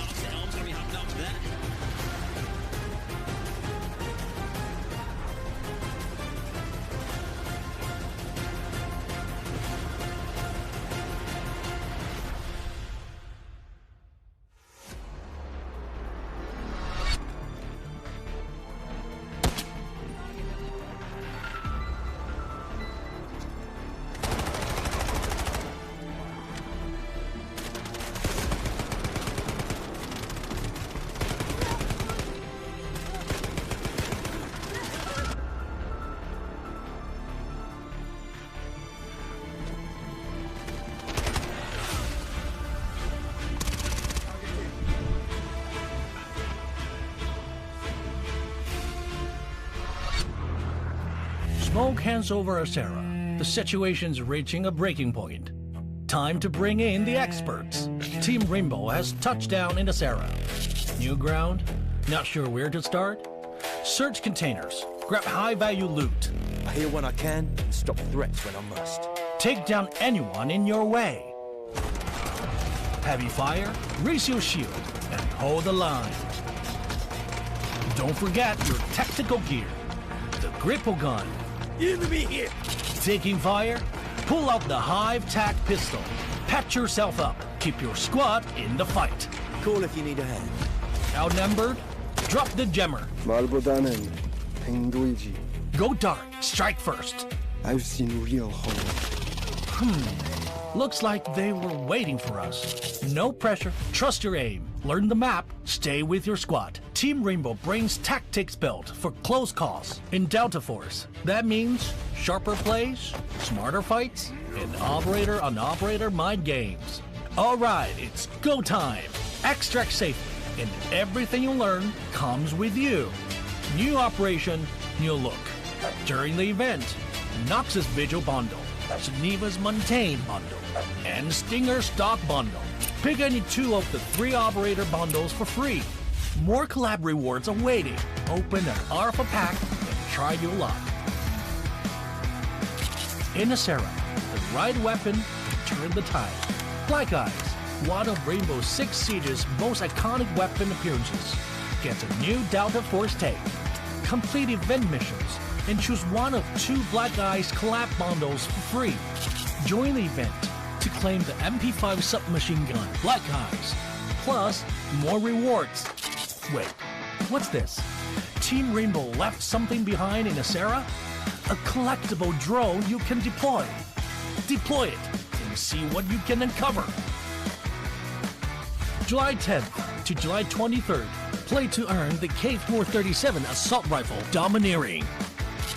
Looks like we're fully loaded for this operation. That's the full rundown on the Delta Force Rainbow Six Siege collaboration. Remember the rules: sharp aim, map knowledge, and teamwork. The mission: bridge in, extract out.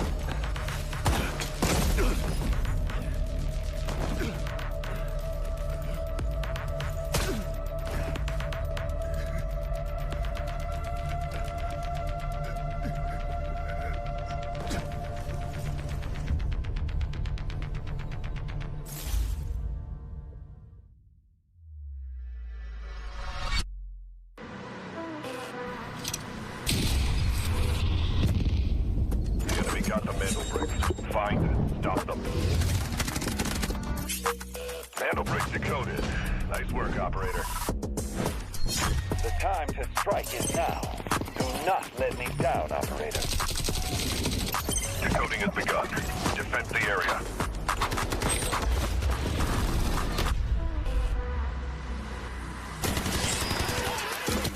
Is about to take the first Mandelbrick of the tournament. And they're going to do it. What goes around, comes around. Oh, I'm not gonna do very much though. You get barrel stuff. Skydie is getting aggressive. See what I did there? You ain't seen nothing yet. Let's knock them off their feet. There we go. Down, and there it is.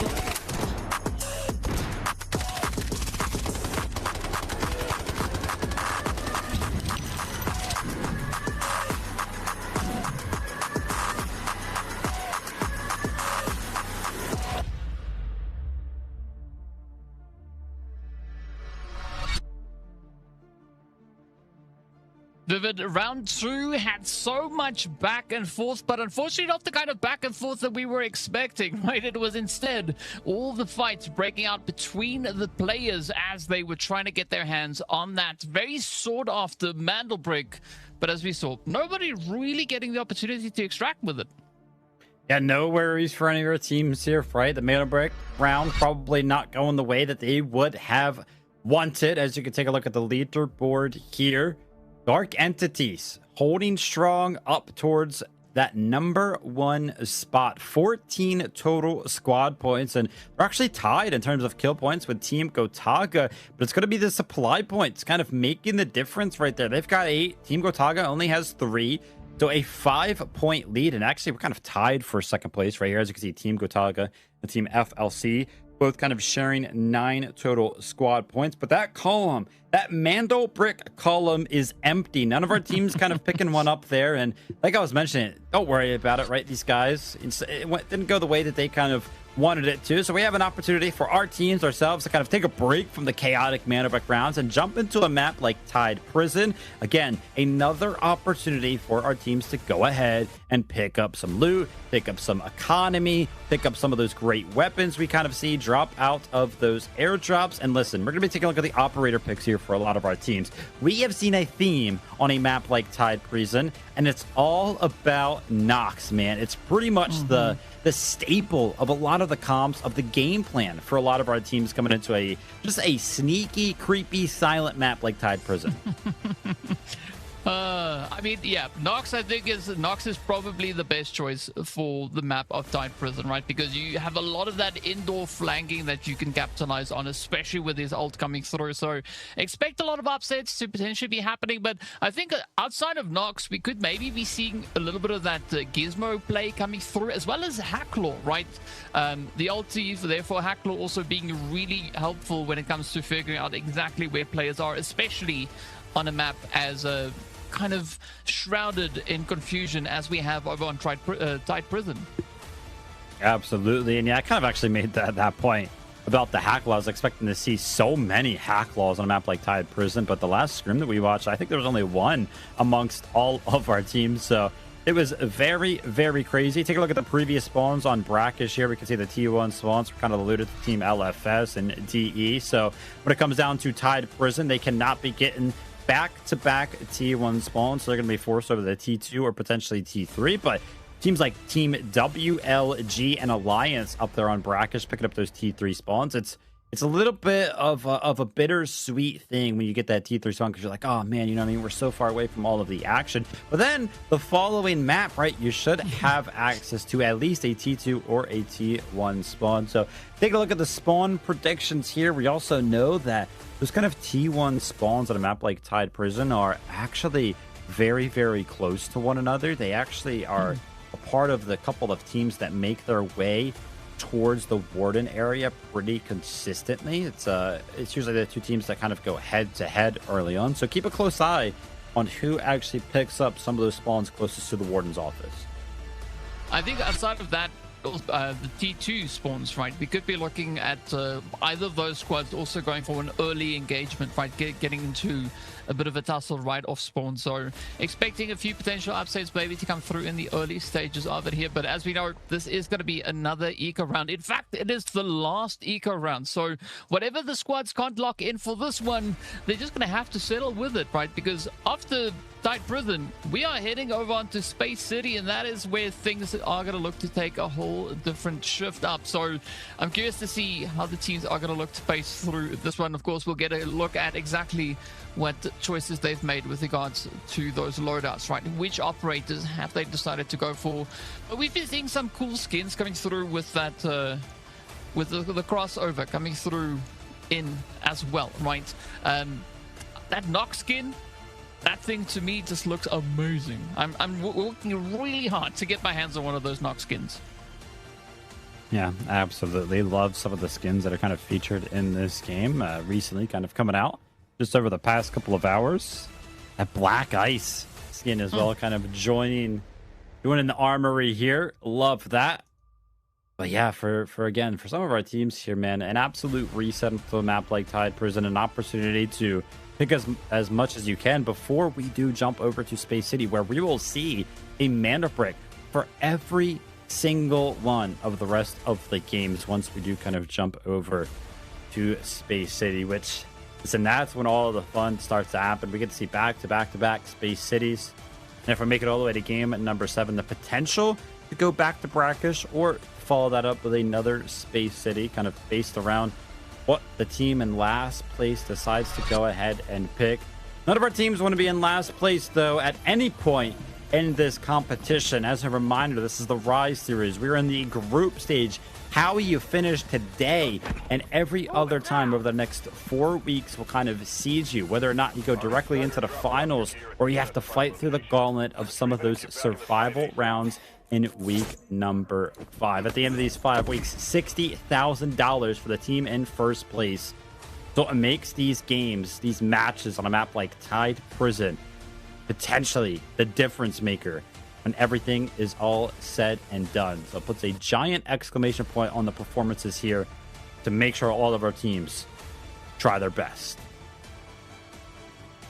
Well, try is all they can do at this point, right? They're going to have to just do their absolute best. But speaking about which, though, I'm curious to see at which point we are going to have a little bit of that Morse action come through. Of course, we are playing on Season Echo, and ooh, okay, it does seem like we could have Morse indeed stepping right here into Tide Prison for a lot of our squads. Yeah, no surprise. Seeing, again, a little bit of a lack of the hack claws. I feel like the meta here on the map like Tide Prison has kind of shifted. We do see some of our teams featuring a Nox. In fact, Alliance and Team Gotaga have actually went ahead and picked up 2 Noxes, so utilizing both of them out of their operator pool for this one. But a little bit of a weird rotation, one that we don't see necessarily too often. We have seen it before in the past, though. Team Gotaga kind of go outside. They take that giant zip up kind of next to where they did spawn, and now they're going to be poised up on these rocks. There's a couple of things you can kind of do from these rocks up here. You can wait for some of the airdrops to kind of come down. One does spawn on the outside, or they can kind of jump down into the water, which it looks like they are going to do, and you can kind of creep over into this unloading area, potentially get some flanks on some of the Warden teams. And actually, mentioning Warden teams, take a look at this. The southern side of the building itself, where that safe is located and where Warden is typically located, not a single team has opted to go ahead and try to secure what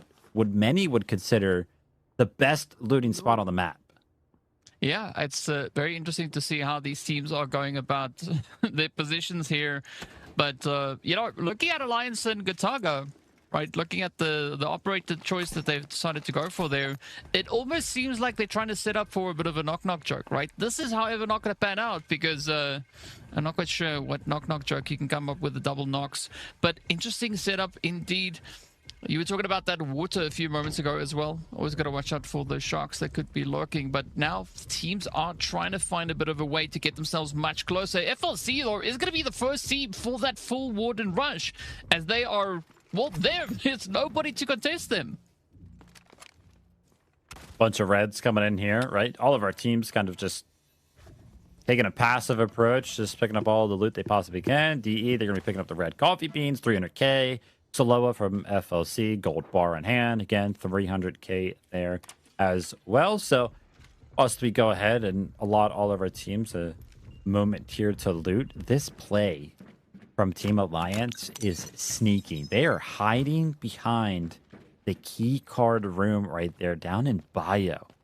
Kind of waiting to see if any of our teams opt to go ahead and swipe that door in front of them and try to loot everything that's going to be down there. But I'm taking a look at the map that I have on the side here, and we did see that Team LFS was above them, right? They were using their more assault to try to see if they could sniff out Alliance at all. They've actually opted to go ahead and retreat away from that area. So Alliance are kind of left all on their lonesome underneath in that key card, and kind of on their lonesome is the motto for all of our teams actually around the map. I mean, we're pretty separated as it currently stands. Yeah, again, it does seem like our teams are really changing up the dynamic here. Nobody taking the approach that we were expecting to see happen. But of course, that is only the initial phase of this round. So let's see if potentially this could develop into something a lot more sweaty. Taking a look at the faces of FLC here, they are pretty much locked in, right? They are ready for business. You can see there's not much currently looking to phase them just yet, but as they explore further and further through this round, you could see a few more reds coming their way. And I think this is the nice thing, and this is also what Goj pointed out, is we can actually see the reds from this observer perspective. Yeah, we did see that Premium vest repair he picked up. Love finding those things around on the map. Obviously, that red vest repair, it's so nice to kind of have access to one of those because it does repair so much. And Team FLC, they did go ahead and dip their toes into the Warden's office. They went ahead and picked up all the loot. So now they're going to be interested in trying to make something happen around the map. You can see the great thing about Morris himself is that, yeah, he kind of puts down his ultimate, and it does reveal whether or not there is anybody in that kind of detection area you can kind of see on the map. It lets you know how many operators specifically are on the map in that radius. And oh my gosh, listen, the very well sought after Dyson vacuum cleaner there from Impera. That is a red that has eluded me personally on my endeavors in Delta Force. So I am currently seeping with envy right now. Man, I am jealous. It makes two of us. I've also not yet had the opportunity to run around with a vacuum cleaner. But let's see what Easy can do here as he makes it look so easy, taking down the machine gunner there. Of course, the nice addition is that extra loot that the special characters or the special scavs can have, right? So I get to see how this is going to pan out, if anybody's going to maybe snag something crazy. I'm curious though, do we have the Heart of the Ocean, or do we have that on? Do you think it's in Esports? Have you seen it? I've never seen a Heart of Africa. I've never seen a pro kind of pulled in the competitive side of things. I wouldn't be surprised if it was just straight up not in, because if you were lucky enough to find one of those, I mean, how great would you be feeling in terms of economy, right? Just tens of millions. Wow. Take a look at this, man. Team DE opting to go ahead and sit in this little conference room, which, by the way, there's a small safe usually over here. And I would almost bet that they haven't opened it. And they're kind of hoping that it kind of reels somebody in, right? Until they're open and loving arms here. But it's kind of the play for a lot of our teams. I mean, we kind of talked about it. Obviously, DE are doing it. Alliance were doing something similar. It didn't necessarily pan out for Team Alliance, as ever since we kind of saw them earlier on when they were just kind of poised up in bio, that keycard room. They've actually kind of moved around, but again, they've actually just repositioned straight up. You can see Team Alliance, all three of their circles, 1, 2, and 3, they're straight up not moving right now. So they're just waiting in the wings as well for an unsuspecting team. But we have made it through 7 minutes so far of Tide Prison. And aside from there being an absolute lack of shots from player to player, right? There have been no exchanges. I don't even know if a player has seen another player so far on Tide Prison. I mean, yeah, some utility has kind of been exchanged through some of the walls with Morris, but outside of that, man, it has just been a looting simulator with Team LFS coming out on top, just on the back foot of the vacuum cleaner. Yeah, I mean, all they got to do now is just continue to suck it up, right? But they got to clean it up as well. So they've actually, to some extent, created a bit of an expectation here. Can they make it out of this round with the vacuum cleaner in tow? We'll find out soon. But as you said, we are looking at a looting simulator for the time being. And LFS, though, they're doing a pretty good job, almost sitting on 4 million. But Maxa is getting a little bit closer onto Dark Entities here, as we could maybe look at some surprise plays starting to come through, as the guns are just going all over the place, trying to relay as much information as they can. I mean, we can hear those scavs going off in the background, but we want to see the players actually being the ones firing the shots. And remember when we mentioned kind of Team Gotaga taking that initial position up here on the rocks early on? Mention it, yeah, that airdrop is eventually going to come down on the outside, and finally takes quite some time on Tide Prison for that first airdrop to come down, because there's actually only one that falls from the sky. The other one is rewarded via one of the contracts around on the map. So it's taking some time, but Team Gotaga kind of stuck it out. They were still in the area, so that's going to be Team Gotaga. Vlad specifically investing his position towards picking up that airdrop, so we'll have to see what he's able to go ahead and pick up. But Team Alliance are kind of moving around the map. LFS are kind of moving around the map. And again, every single time that we see some of these teams moving around the map, it's just on the back foot of their more assault being available, right? They kind of put it down. They realize that there's 0 operators in front of them, and that is the only time we have really seen any of the rotations happen. Let's take a look at what is actually rewarded from this airdrop. So far, it's looking pretty decent. A few golds coming through. Ooh, there we go. A nice bit of red action as well. And the military ballistic computer. I mean, it is handy to have, but it's not worth all too much. But at the end of the day, it all contributes to the overall profits that they are going to be having secured in this round. Now, Gotaga, they have a bit of a task ahead of them. Still having the players from Dark Entities, you can see on the map here, not too far away from them. But of course, there are multiple layers to Tide Prison, right? So all is not as close as it appears. But it does seem like FLC and Alliance are going to be keeping a very close eye on each other, and we could maybe potentially even have FLS or LFS bumping into Gotaga, as both teams are really close to each other there. And as far as we saw, one of them was outside. Yeah, a little bit deceptive if you do look at the map, because Tide Prison has so many layers and levels to it. It looks like a team's going to be right on top of one another, but as you can see, Team LFS are actually all the way on the outside, so they're going to be safe for now. And by the way, top part of your screen, we did see Warden was taken out not too long ago, and Raven has as well, both of which came at the hands of just some of the scavs. So none of our players actually going to be taking out those two bosses. Yeah, I mean, listen, we're down to 7 minutes remaining, and again, I mentioned it, what, like 3 minutes ago? Ooh, hold that thought. WLG. Finding that infantry vehicle, 1.3 mil, 2x3. That'll, of course, fit in the 3x3 safe box. But yeah, man, just still, nothing has been exchanged. What's going to be kind of the game plan? I mean, we saw it, Team LFS. You got to favor them as it currently stands, because obviously they have the most amount of profits. Again, they've been finding the res, they've been around the map looting. But their position specifically, we just talked about it.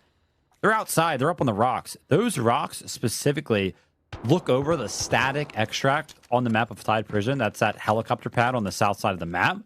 Now, that doesn't actually activate. You're not able to take that until there's like 2 or 3 minutes left in the game itself. So still some time before that one actually becomes active. But with LFS kind of early and poised up to have control over it, I would kind of favor them as it currently stands to be one of our teams to make it out. But oh my gosh, we finally have a fight. It's going to be Team DE. Remember, this was the team of 3 hiding in that conference room, waiting for a team to kind of walk in. They haven't made a noise in like 10 minutes, and they're finally rewarded with it. Unfortunately, Team Gotaga, they're going to be the ones receiving end of this, and it's going to be Vlad down and out in the open.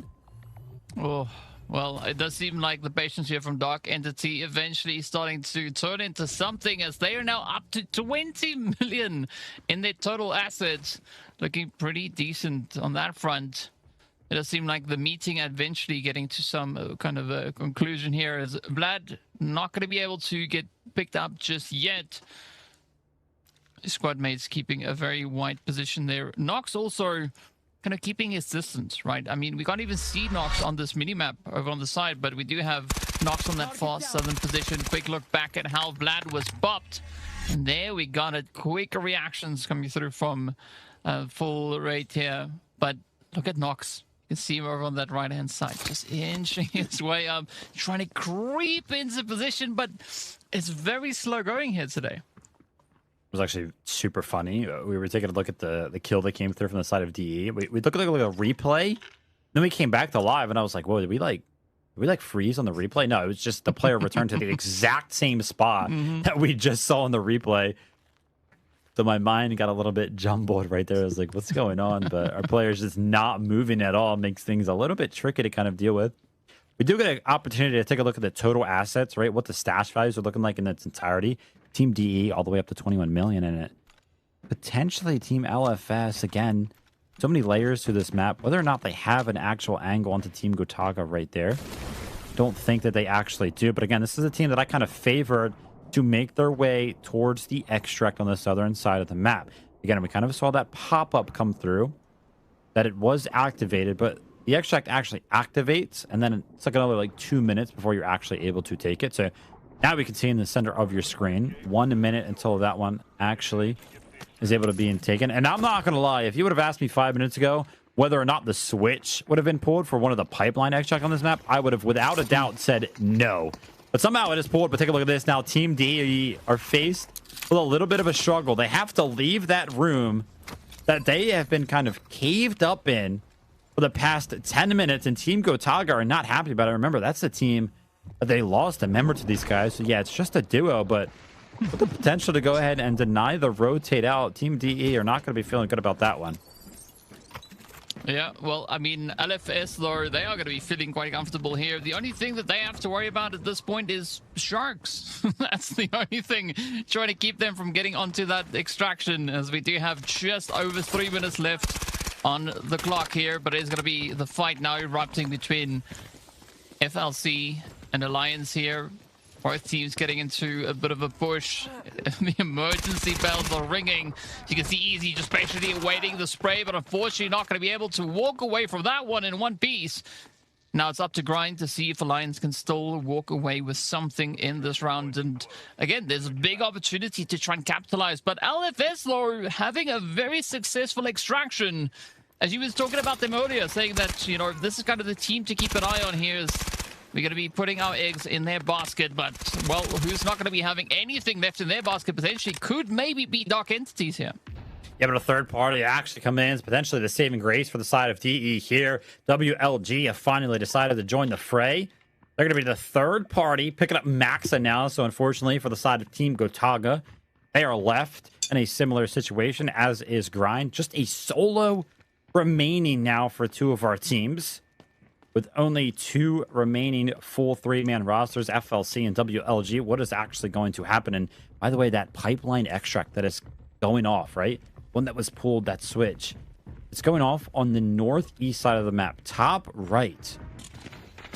So Team FLC, where they just kind of had that fight go down, they're going to be having early access to that extract. And Team WLG, again, third party in tow. They're able to pick up the last remaining member of Team Gotaga right now, but now the information is in, right? They're kind of trying to get their wits about them, read the situation here, and I think they know exactly where the last two members of Team Dark Entities are currently hiding. But Alliance Grind, could he play a spoiler here? Could he play a similar role that Team WLG just played onto the likes of Team Gotaga, the flank from the solo?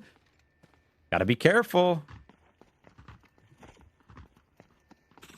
No way. Grind now just trying everything he can here to be motionless, but unfortunately, he's going to have to go swim with the fishes as he gets taken right on down. But this is now going to be go time for WLG. They've cleared out all the pressure coming in from outside. They have to now focus on this conference room if they want to get that jump on towards D. As you can see, Flourish now just keeping the position locked down. Out comes the ult. They know exactly where WLG is going to try and push from. And this is going to make things quite risky for WLG, right? Will they be bold enough to dare venture forward? It does seem like the answer is potentially yes.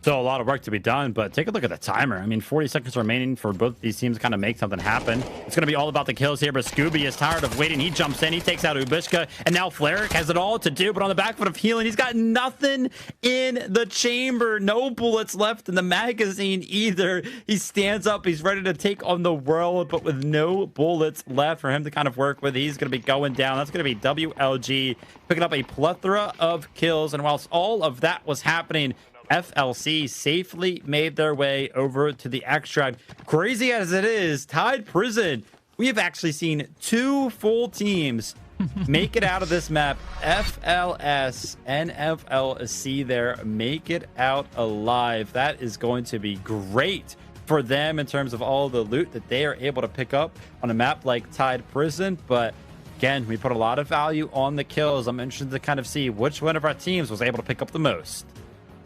Yeah, I mean, again, a very surprising turnout coming through here, and it's also not too often that we see two teams being able to get those extractions secured. So, yeah, a lot of effort being put through, but also quite a few fights eventually erupting towards the end of the game here. So, yeah, a lot of excitement definitely being brought to the forefront here. It is going to be WLG being our best team this time around. 5 operator kills, and of course, gaining 2.3 mil when it comes to the overall assets that they were able to lock in for round 3. Tide Prison, though, yeah, again, a very surprising turn of events. At least we did see some good reds being brought to the forefront. Absolutely, and yeah, on the back foot of finding all of those reds, we actually see a tie for the most amount of assets taken out by a couple of our teams here. And to no surprise, it's going to be the two teams that were able to make it out with the whole roster. FLC 3.9 million tied up over there with LFS 3.9 million as well. But with FLC actually picking up some of the kills there, they're going to be feeling a little bit better. Take a look at our top killers there. It's going to be WLG, Scooby, and Oko up there in first and second place. 3 kills for Scooby and 2 for Oko right there. But take a look at the top damage dealer. Remember when we were kind of taking a look at the top damage dealers in some of our other games? It was upwards of like 600, 700, 800. Now we're down to just a couple of hundred, 400, 300, and 200 for our top 3 damage dealers there. Just kind of speaks to how passive this one was.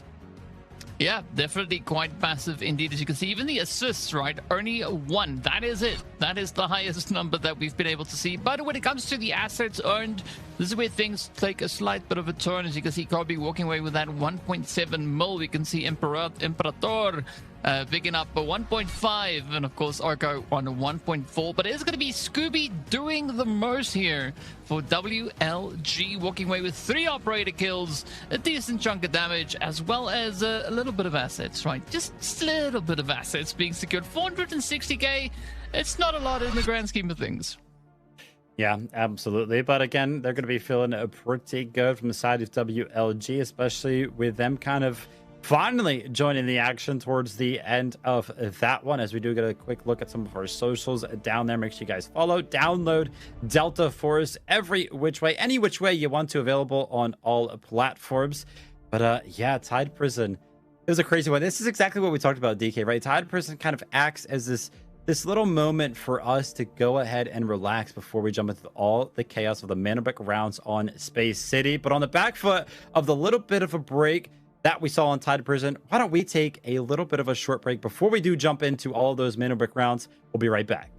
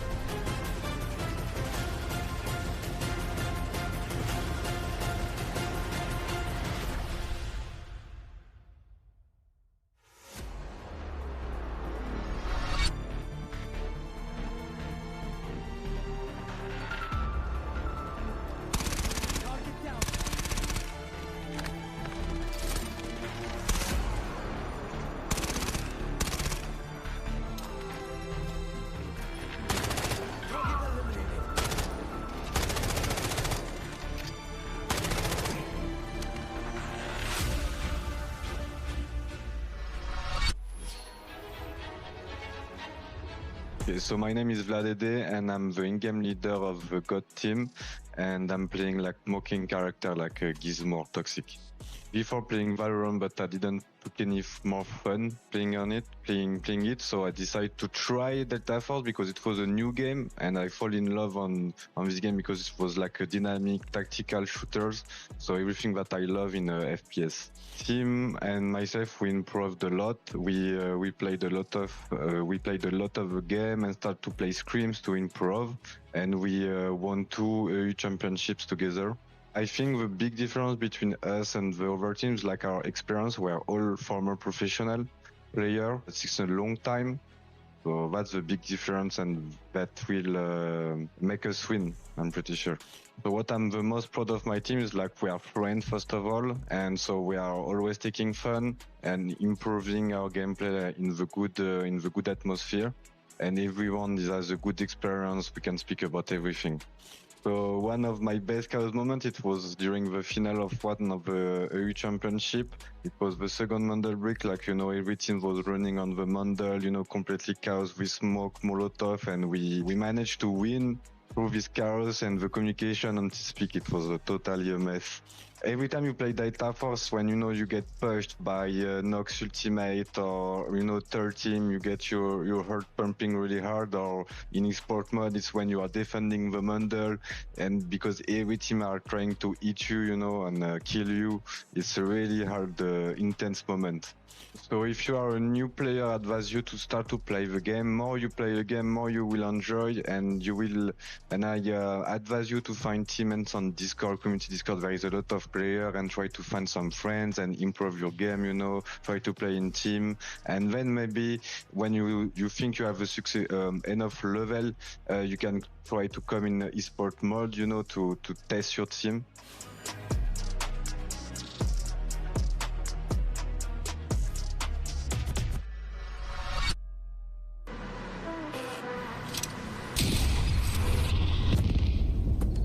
Got the Mandelbrick. Find it. Stop them. Mandelbrick decoded. Nice work, operator. The time to strike is now. Do not let me down, operator. Decoding has begun. Defend the area.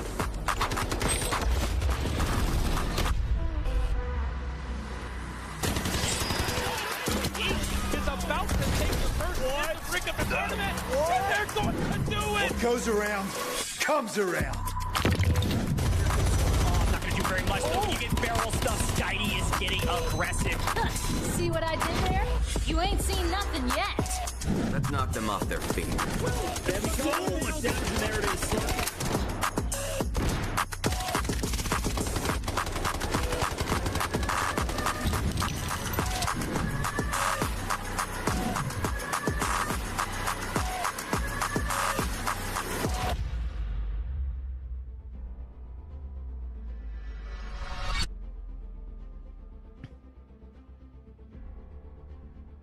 Welcome back to the Delta Force Rise series. Of course, this is season 1, and EMEA is starting us off with all the excitement that they can bring through into group stage day 1.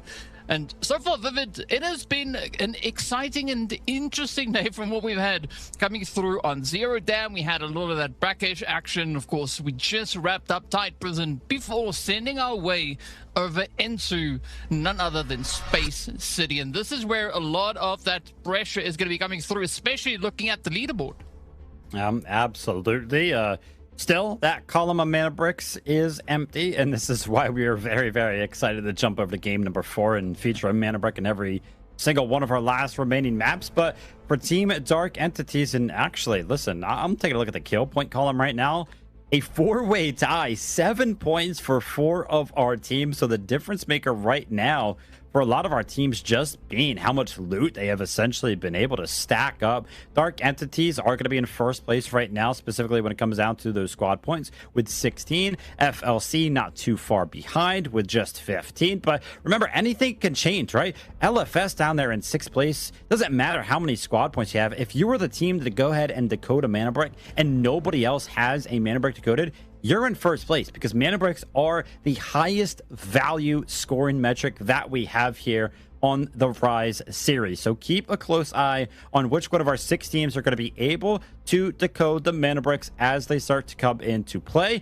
I feel like we're not going to see a similar thing that we kind of saw on Brakkesh, where it took so long for some of our teams to actually go ahead and pick up that mana brick, because again, Space City, this is typically where we start to see those Tempests be invested, and we know how helpful that ultimate of hers is going to be when it comes down to picking up that initial mana brick. But here we go, folks. We have entered pretty much what could be the halfway point of this competition here today. We're going to be jumping into game number 4 on Space City. Now remember, as a quick reminder, we do have the potential to go all the way to round number 7, but we also have the opportunity to end the competition early if any one of these teams is able to go ahead and pick up 2 mana bricks at any point during this competition. But the column of Tempest, DK, for the operators, like I mentioned, this is typically what is saved until they get to Space City.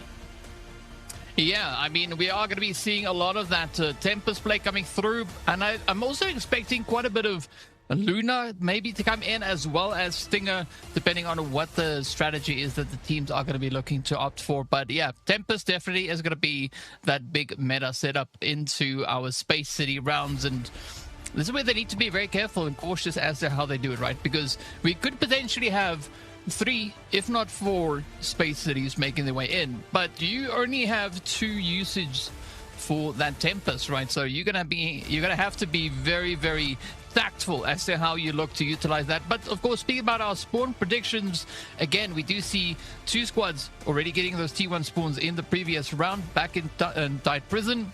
As you know, Alliance and Team Gotaga, so they can't be going for that Westgate or the launch site spawns this time around. Instead, they could be going for T2 or T3, so it is going to put them a little bit further away from that central point of the map, and that is usually where we see the Mandelbrick being spawned. Yeah, absolutely. We have to see, you know, who actually picks up these T1 spawns. Of course, the biggest advantage of that is just having early access to that Mandelbrick that's going to spawn in the center of the map and be uncontested on approach for any of their other teams. They are going to have to eventually make their way to the center of the map, but it could be a little bit more difficult because they have spawned a little bit further away. We're landing. Also, Westgate, right?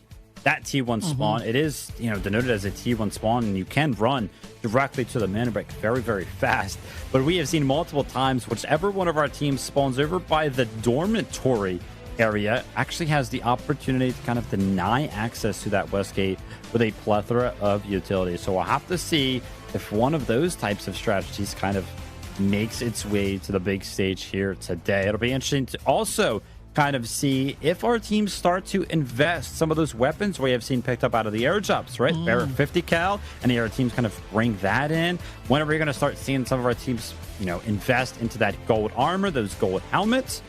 All to kind of play for here as we do kind of jump into Space City for the first time here today. And I'm taking a look at the map. It looks like Team WLG have picked up one of the T1 spawns, and Dark Entities have the other one as well. Take a look at how scary this is, though, right? Crossing this pipeline with just a smoke to kind of go ahead and hide you away from all of the shots kind of raining in. Sometimes you get unlucky. Sometimes you just go down to some of those shots. But for Team DE, they're going to be feeling fine. And by the way, we got a quick little glimpse right there as we did take a look at their POV. Team DE are going to be having gold armor and gold helmets across the board. It is kind of noted up there in the top left that they aren't wearing any armor, but that's because they kind of brought it in their inventory on initial approach right there. But they are wearing it now. So DE, they're going to have a big advantage in terms of the protection from some of these bullets.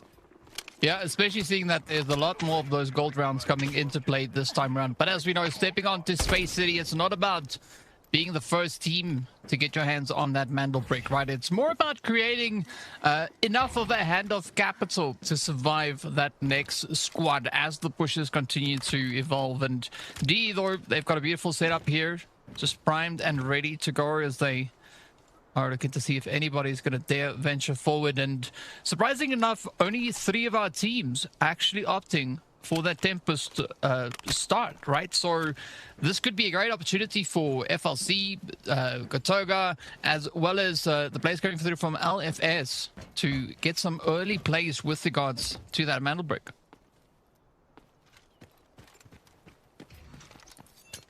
And this is already a minute down here on Space City, which, by the way, the Mandelbrick does actually come into play at 17 minutes, but Tempests actually get their ult around the 16-minute remaining mark here. So, but before we actually have those Tempest ults kind of rain in, a team without a Tempest, Dark Entities, send their Toxic into the mix of things with no safety or security of an ultimate like the Tempest one, and they're actually going to be running over to the firing range, which you would imagine that they're probably going to go ahead and rotate this Mandelbrick over to the Black Chamber. I mean, the only other possible one would be over in the sand area by Central Command, but we don't usually see that one kind of come into play because it's very, very scary to kind of make that rotation that you just came from across those pipes. And just like that, Team DE do go ahead and opt to make their way over towards this Black Chamber building, and we're going to be seeing Team DE again with the opportunity to put down the Mandelbrick and potentially defend it. Remember, if we go back to Brakkesh,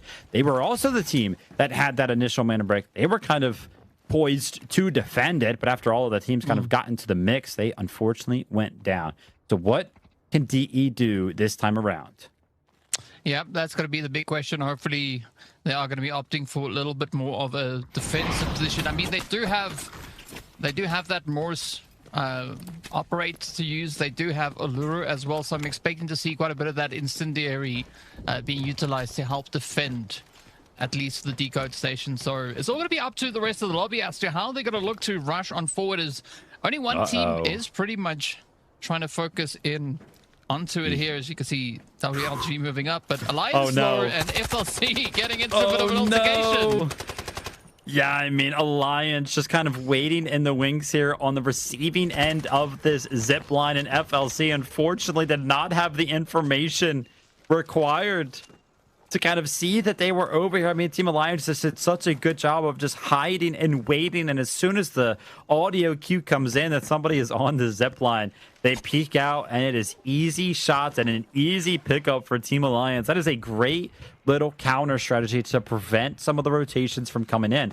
Again, if a team like Team Alliance is making plays like this happen very, very far away from the Mandelbrick, as Lynx is kind of in a fight right here with the Shark as he tries to go ahead and loot the body that fell down into the water. But if you're making plays like this, all from the distance, all the way over by the Hudson office, I mean, you are not contesting the Mandelbrick. Which I have to put a giant emphasis on the fact that, take a look at the top of your screen once we kind of jump out of this looting POV. 2 minutes remaining right now before that Mandelbrick is actually decoded. And with a couple of our teams not really being interested or poised in terms of their position to actually stop it from happening, Dark Entity's got to be feeling pretty good right now. Yeah, I mean, it's definitely an interesting approach the teams are looking to take here. I mean, but it makes sense, right? Looking at the fact that there has not been too much of a Mandelbrick play being utilized or capitalized upon so far, as a Dark Entity now have to try and defend, already putting up a pretty good response here to Gotaga coming in right behind them, getting that first knock in. But other than that, not much else has happened, right? WLG, though, they're really close. As you can see them just waiting on the outside of the building, looking to see if they can gather any information, as there's a lot of utility and ults now coming into play as well. Yeah, we actually just got a quick glimpse, by the way, that this has been a full investment. I mean, we talked about Team Dark Entities. Yeah, they brought in all the gold armor, and we kind of mentioned that, and some of the gold ammo, but we didn't actually realize that they brought in that M82 sniper rifle as well. So this has been an all-out investment. They did kind of get that knock on Team Gotaga, but they weren't able to actually go ahead and find that little bit of damage that they needed to go ahead and find the knock. But they're going to be happy with kind of fending off Team Gotaga from approaching from that CEO area. But Team Dark Entities, take a look at this. This is a position that I have not seen played from a team that is interested in defending the Mandelbrick here in Black Chamber. They've opted to just kind of dip away into the garage. Basically, the reasoning behind this play, they're like, hey, listen, we want you to go ahead and seal the Mandelbrick, like whatever, you can have it. They're kind of hoping that some of these teams go head-to-head, or they kind of just hide. They don't want to be the team on the receiving end of some of these all-ins from some of the other teams, which is why, again, they just kind of hide away. They don't want to go ahead and send their game to be laid out just so, yeah. And speaking of getting laid out, Stickinson lays out easy from across the map on the back foot of some well-placed marksman rifle shots. And oh my gosh, are you going to tank this right now? The grenades were right on top of you guys, and some well-placed grenades as well from Stickinson is actually going to go ahead and secure that knock. So Alliance have a lot of work to do. And this is scary because there are so many members. Oh my gosh. Team FLS find another knock on the Team Alliance with their marksman rifle. They are hitting their shots right now. Yeah, they are definitely having no difficulty doing that whatsoever. But interesting play that we are going to be looking at here as we hop back onto that replay, right? Alliance just being an absolute menace to the side of FLC in the early phases of this game, just backing them up and shipping them out. But at the same time, they're going to be quite happy about that, as they've been able to secure themselves those 3 kills. They are going to be trying to get a few more, potentially maybe at the expense here of Alliance. But again, this is that strategy that you were talking about coming through from the Dark Entities, right? They started off the process, they got the decoding started, and then they're just sitting back, relaxing, having a nice warm cup of Jojo while they wait for the rest of the lobby to kind of thin themselves out. Yeah, Team Alliance trying to return to a full and 3-man healthy roster as a Toxic tries to go ahead and get that long arm res in, and it's going to be successful. The Alliance going to be returning to all 3 members alive, which puts us in a position to where we do have 5 teams healthy and ready to go ahead and play for this Mandelbrick. We're taking a look at it right now. Team LFS, they're going to be sending in their Tempest, who is going to be Evan. He is trying to go ahead and make a play happen on this decoding station, but unfortunately, Alliance Grind is going to go ahead and deny him access to that one, and I would imagine that now Team Alliance, after they go ahead and take out that Tempest, yep, they're going to go ahead and jump on the Mandelbrick themselves. So we mentioned earlier on, a part of the tournament rules here for Delta Force Esports operations is that every single time that the Mandelbrick is kind of stolen away, the total amount of time it actually takes to decode it drops by 30 seconds. And it can happen all the way down to 90 seconds total. As you can see now, we're kind of already approaching 2 minutes and 30 seconds, a part of the total time. So next time it gets stolen, it'll be down to 2 minutes. And then after that, it'll be down to 1 minute and 30. But take a look at this. WLG have finally joined the fray. They're going to be finding Grind. Oh, come on. Is there going to be an opportunity now for WLG to lock this one out? As you said it, right? They did find a bit of an angle. You do see Easy also just up ahead of them there. So 1 player down for Alliance. Easy links. They have to try and bounce back. But again, it is going to be that Morse ulti, or rather the Morse utility, causing a few problems, right? Just disrupting them long enough so that you can see a quick fallback coming through here from Gotaga. But now just repositioning, trying to get themselves into that more opportune position. And I think even just getting a setup on that garage door opening is going to allow them quite a bit of, I think, safety in the sense of they can see teams moving in and they can quickly react to a potential charge going through there. Yep. Without a doubt, Team Gotaga are kind of just playing the same thing over and over again with access to the upper parts of this black chamber building towards that hallway. Kind of plays into the CEO office specifically, so they got to be feeling pretty good about their position. But remember, a team that has not made any noise over the past, what feels like 5 to 7 minutes, has been Dark Entities. The initial team that actually had the Mandelbrick. Take a look, they're still hanging out in this garage, by the way. This is the team, by the way, that should be the strongest in terms of the armor and the weaponry that they have. And again, they're just kind of interested in waiting for all this to happen. But that is a big defend from Maxa right there, because that puts a lot of pressure on all of our other teams. There is 40 seconds remaining before this decode kind of comes in. And with Maxa kind of finding the knock on one of the last remaining Tempests, which one of our teams is going to go ahead and full send? And finally, Dark Entities kind of join in on all of the action. But they are quickly met with Imperator on the other side, dealing enough damage to go ahead and knock out one of their members. Now Team DE are going to be left with just the duo. Yeah, that does put them on a bit of a back foot, but as you can see, Maxa try to push up as well. Alliance there just welcoming them in as both teams now look to contest for that Mandelbrick. It is going to be yet another team getting their hands on it as Alliance gets a bit of a feel for it here, but so much utility getting deployed. You can see it is absolute carnage and chaos, and that is exactly what we love to have. But WLG, this is their opportunity to potentially try their hand. DE, though, is still on the defensive. They've been able to get their players back up, back to the full squad they go. This could definitely help them advance forward from here. But the big question is what is the strategy that they have in mind? Because as we saw, right, they started off the decoding at first. They haven't been bothered about doing anything regarding that Mandelbrick. And now there's just under a minute left on the clock. So if something's going to happen, one of these teams will definitely have to step up soon.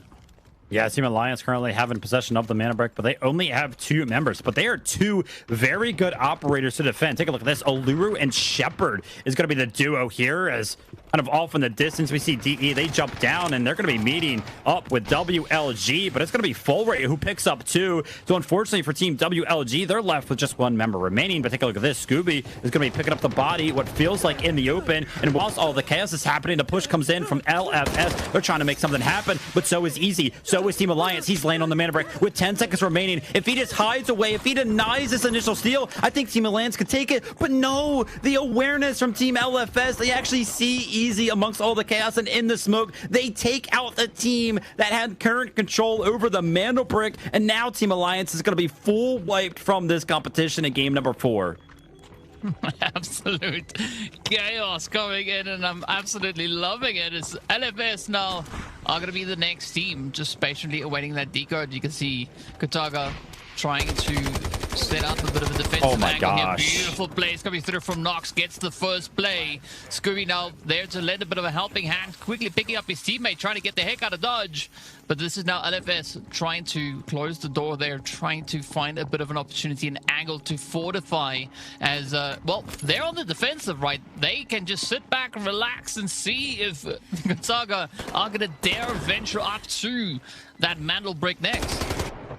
LFS trying to make something happen on the back foot of their Tempest Ult being available. That's going to be Evan going down. Great shots from Nox, who, by the way, not too long ago was just a solo. He has actually managed to find both of the revives right now, so they're trying to make something happen. But LFS are now under a lot of pressure from the side of DE. That's going to be a couple of Nox being traded back and forth. But Team Gotaga, they join in on this little bit of a 3v3 that was happening. And they're going to be the breadwinners here. They're going to be a full 3-man roster still alive after they picked up all of those kills. But oh my gosh, Vlad, you jump into the room, there is somebody behind you. A member of Team LFS is laying right behind Vlad. Imperator could play spoiler to the whole strategy here from Team Gotaga, and sure enough, the Nox comes in. Imperator tries to stay alive but tucks away in the corner. That's going to be easy shots landed from the side of Nox, who, by the way, as we catch a glimpse of fresh air for just a second, Nox is on 5 total kills. Wow, Nox having an absolute field day here when it comes to those kills. Just capitalizing. Oh, absolutely. But now, WLG, though, they've been able to bounce back onto that full 3-piece. They are most likely going to be the team to try and contest this decode yet again, as Gotaga down to 2-piece. This is going to make things quite challenging for them, especially when it comes to being defensive. But they do have Nox on their side, so not quite sure if that is going to be enough to deter the side of WLG, as they are going to be pushing forward. Beautiful sprays coming through. One down. Oh, almost gets the finish. Now it's up to Maxa to try and drive this one home. WLG down to a 2-piece, and everything are riding on this performance here from Maxa as he tries to shoot through the smoke. Not finding any damage, but it's going to be Scooby looking to go in for the disruption. Oh my gosh, got it. He got it. He got it on the back foot of landing hip fire shots. Because the utility came in, he couldn't zoom in. And because he hits those hip fire shots through the smoke on a player that was currently stealing the Mandelbrick, Team Gotaga are going to extract with the Mandelbrick, and Maxa is trying to make something happen. But you have already done enough, son. You have defended the Mandelbrick. You took out 2 members currently as it stands of WLG, and only 1 left remaining before you're able to go ahead and pull off this incredible 1v3. Again, the kills do still matter because they're going to help you out on the leaderboard, but he hears the Raptor go ahead and kill out the drone. He tries to make something happen, but he's going to be quickly denied by that drone landing, and now he's going to pressure the res. We'll have to see how Maxa answers. What an exciting match we've had so far. WLG, though, are looking pretty good with those profits, though. I mean, they are going to try and survive here, but if they can't extract, it's not going to be worth anything. All they get is those eliminations or the kills they've been able to secure themselves so far. But Gotaga, I mean, they are feeling like $1 million right now, right? They got the Mandelbrick decoded. Argo just ahead of them, as you can see. Maxa sitting with those 2 kills in the bag. Can he make it 3 just for bragging rights? Yeah, again, I mean, this is a kill that is worth a lot. Obviously, again, he has already done enough, but giant emphasis on how much these kills are actually valuable right now. And this is just a back and forth right now, trying to play around with the positions. I feel like Maxa currently has the advantage, but he's going to be backing up, respecting the angle that Oko has. It's also important to get a quick little glimpse at Oko's armor situation.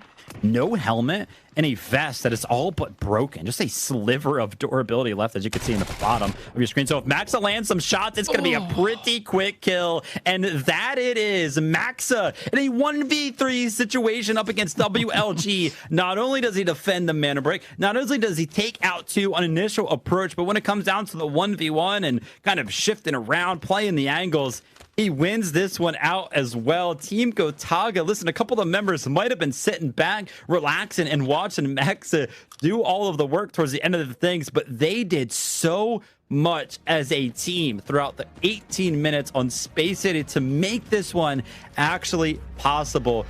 And DK, we finally have a team after 4 games with a Mandelbrick. Yeah, it already took a little while to get to this point. But Gotaga doing absolutely phenomenal work here, as you can see just a bit of celebration coming through on their end when they realized it was in the bag. And I mean, what an exciting round this was over on Space City. I mean, only the first of many yet to come, right? Our first Mandelbrick decode has been secured. Now, can they replicate that? Can they do it again going into the next round? That is going to be the big question. Yeah. Absolutely. They got to be feeling very, very good about it. And what a well-timed kind of little bit of a throwback to the interview that we kind of saw in the breaks there between these games, where we did see Vlad kind of talking about the team dynamic. And he said one of the most important things, one of the things that he likes the most about his team is that it feels like, more so than teammates, they feel like friends, man. And that just makes things happen so much easier. And without a doubt, we're going to be giving the best team over to Team Gotaga here. I mean, 9 total kills, damage being up there, 1,500. Yeah, I mean, the assets gained 500k. Doesn't really matter. Obviously, we do know it's not going to be too high because nobody across the board of things was going to be able to extract from a map like Space City. But yeah, now you can see the actual difference when we do take a look at the leaderboard here. Team Gotaga up there with 9 kills. Maxa with 3. Nox again with 5. An incredible individual performance. Alliance and LFS also doing pretty good at picking up some of the kills there. But I can't lie, I hate to add insult to injury here for Dark Entities. But after that huge investment, the only team, by the way, to bring in all that gold armor and their M82, they don't really make anything happen. Yeah, I mean, all they got was those 2 kills, right? And so, you know, compared to what we have right on this graphic right here, 2 is not that much, right? As you can see, Nox picked up 5 and Maxa picked up 3, putting them on a grand total of that 9 that we saw. So quite a bit of work coming through here across the board. LFS also super active, as we saw, right? Coming in, Imperator with those hits right at the door, just trying to play the disruption. So a lot of work has been put in, but it is going to be Gotaga, though, that are going to be dominating our stats here as Nox and Maxa come in yet again with those assists, just doing an absolute stand-up job with playing through our very first Space City. Yeah, incredible stuff. We're taking a look at some of the top asset earners. WLG selling right there. Must have been able to pick up some of the reds, potentially some ammo to go ahead and put in the safe box there, because as we do know, WLG failed their extract, so it must have been all in the safe box. But again, our round 4 MVP, Team Gotaga Nox. On the back foot of those 5 kills we were talking about and upwards of 900 damage, which, by the way, we kind of take a look at the stat a little bit earlier on. Team Gotaga as a whole, they had 1,600 damage. And with 900 of that damage onto Nox, he did well over half the damage that his entire team did. So an incredible feat, incredible individual performance. Yeah, I mean, absolutely insane. But of course, if you want to have your own turn at that, be sure to follow the links down below. Go download the game, and you did see the link there as well, the playdeltaforce.com. Head on over to that. We have a brand new esports tab that you can follow everything with regards to the Delta Force Rise series. And speaking about Rise, right, we are going to be looking to see who will rise to the challenge as we are getting ready to head into round number 5. And we'll see you on the other side of the break.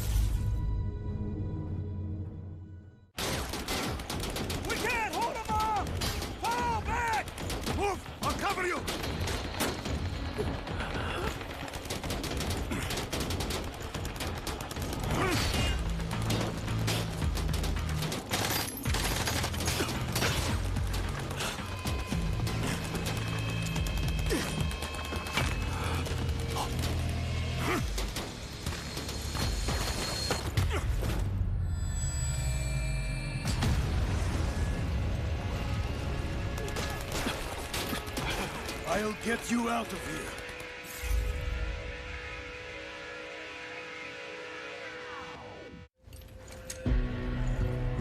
For some, success is measured by bodies in bags.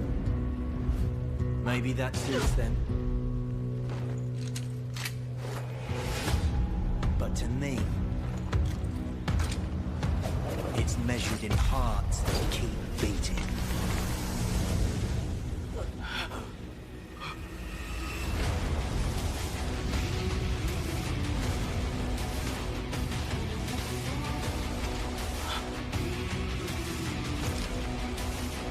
You with me?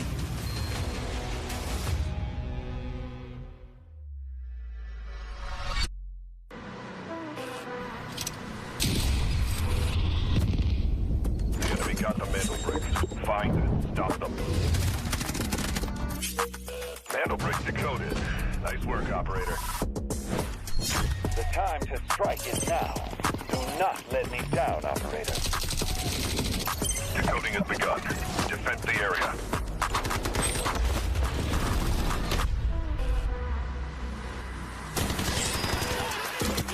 Is about to take the first brick of the tournament. They're going to do it. What goes around, comes around. Oh, not gonna do very much though. You get barrel stuff. Skydie is getting aggressive. See what I did there? You ain't seen nothing yet. Let's knock them off their feet. That's so much damage, and there it is.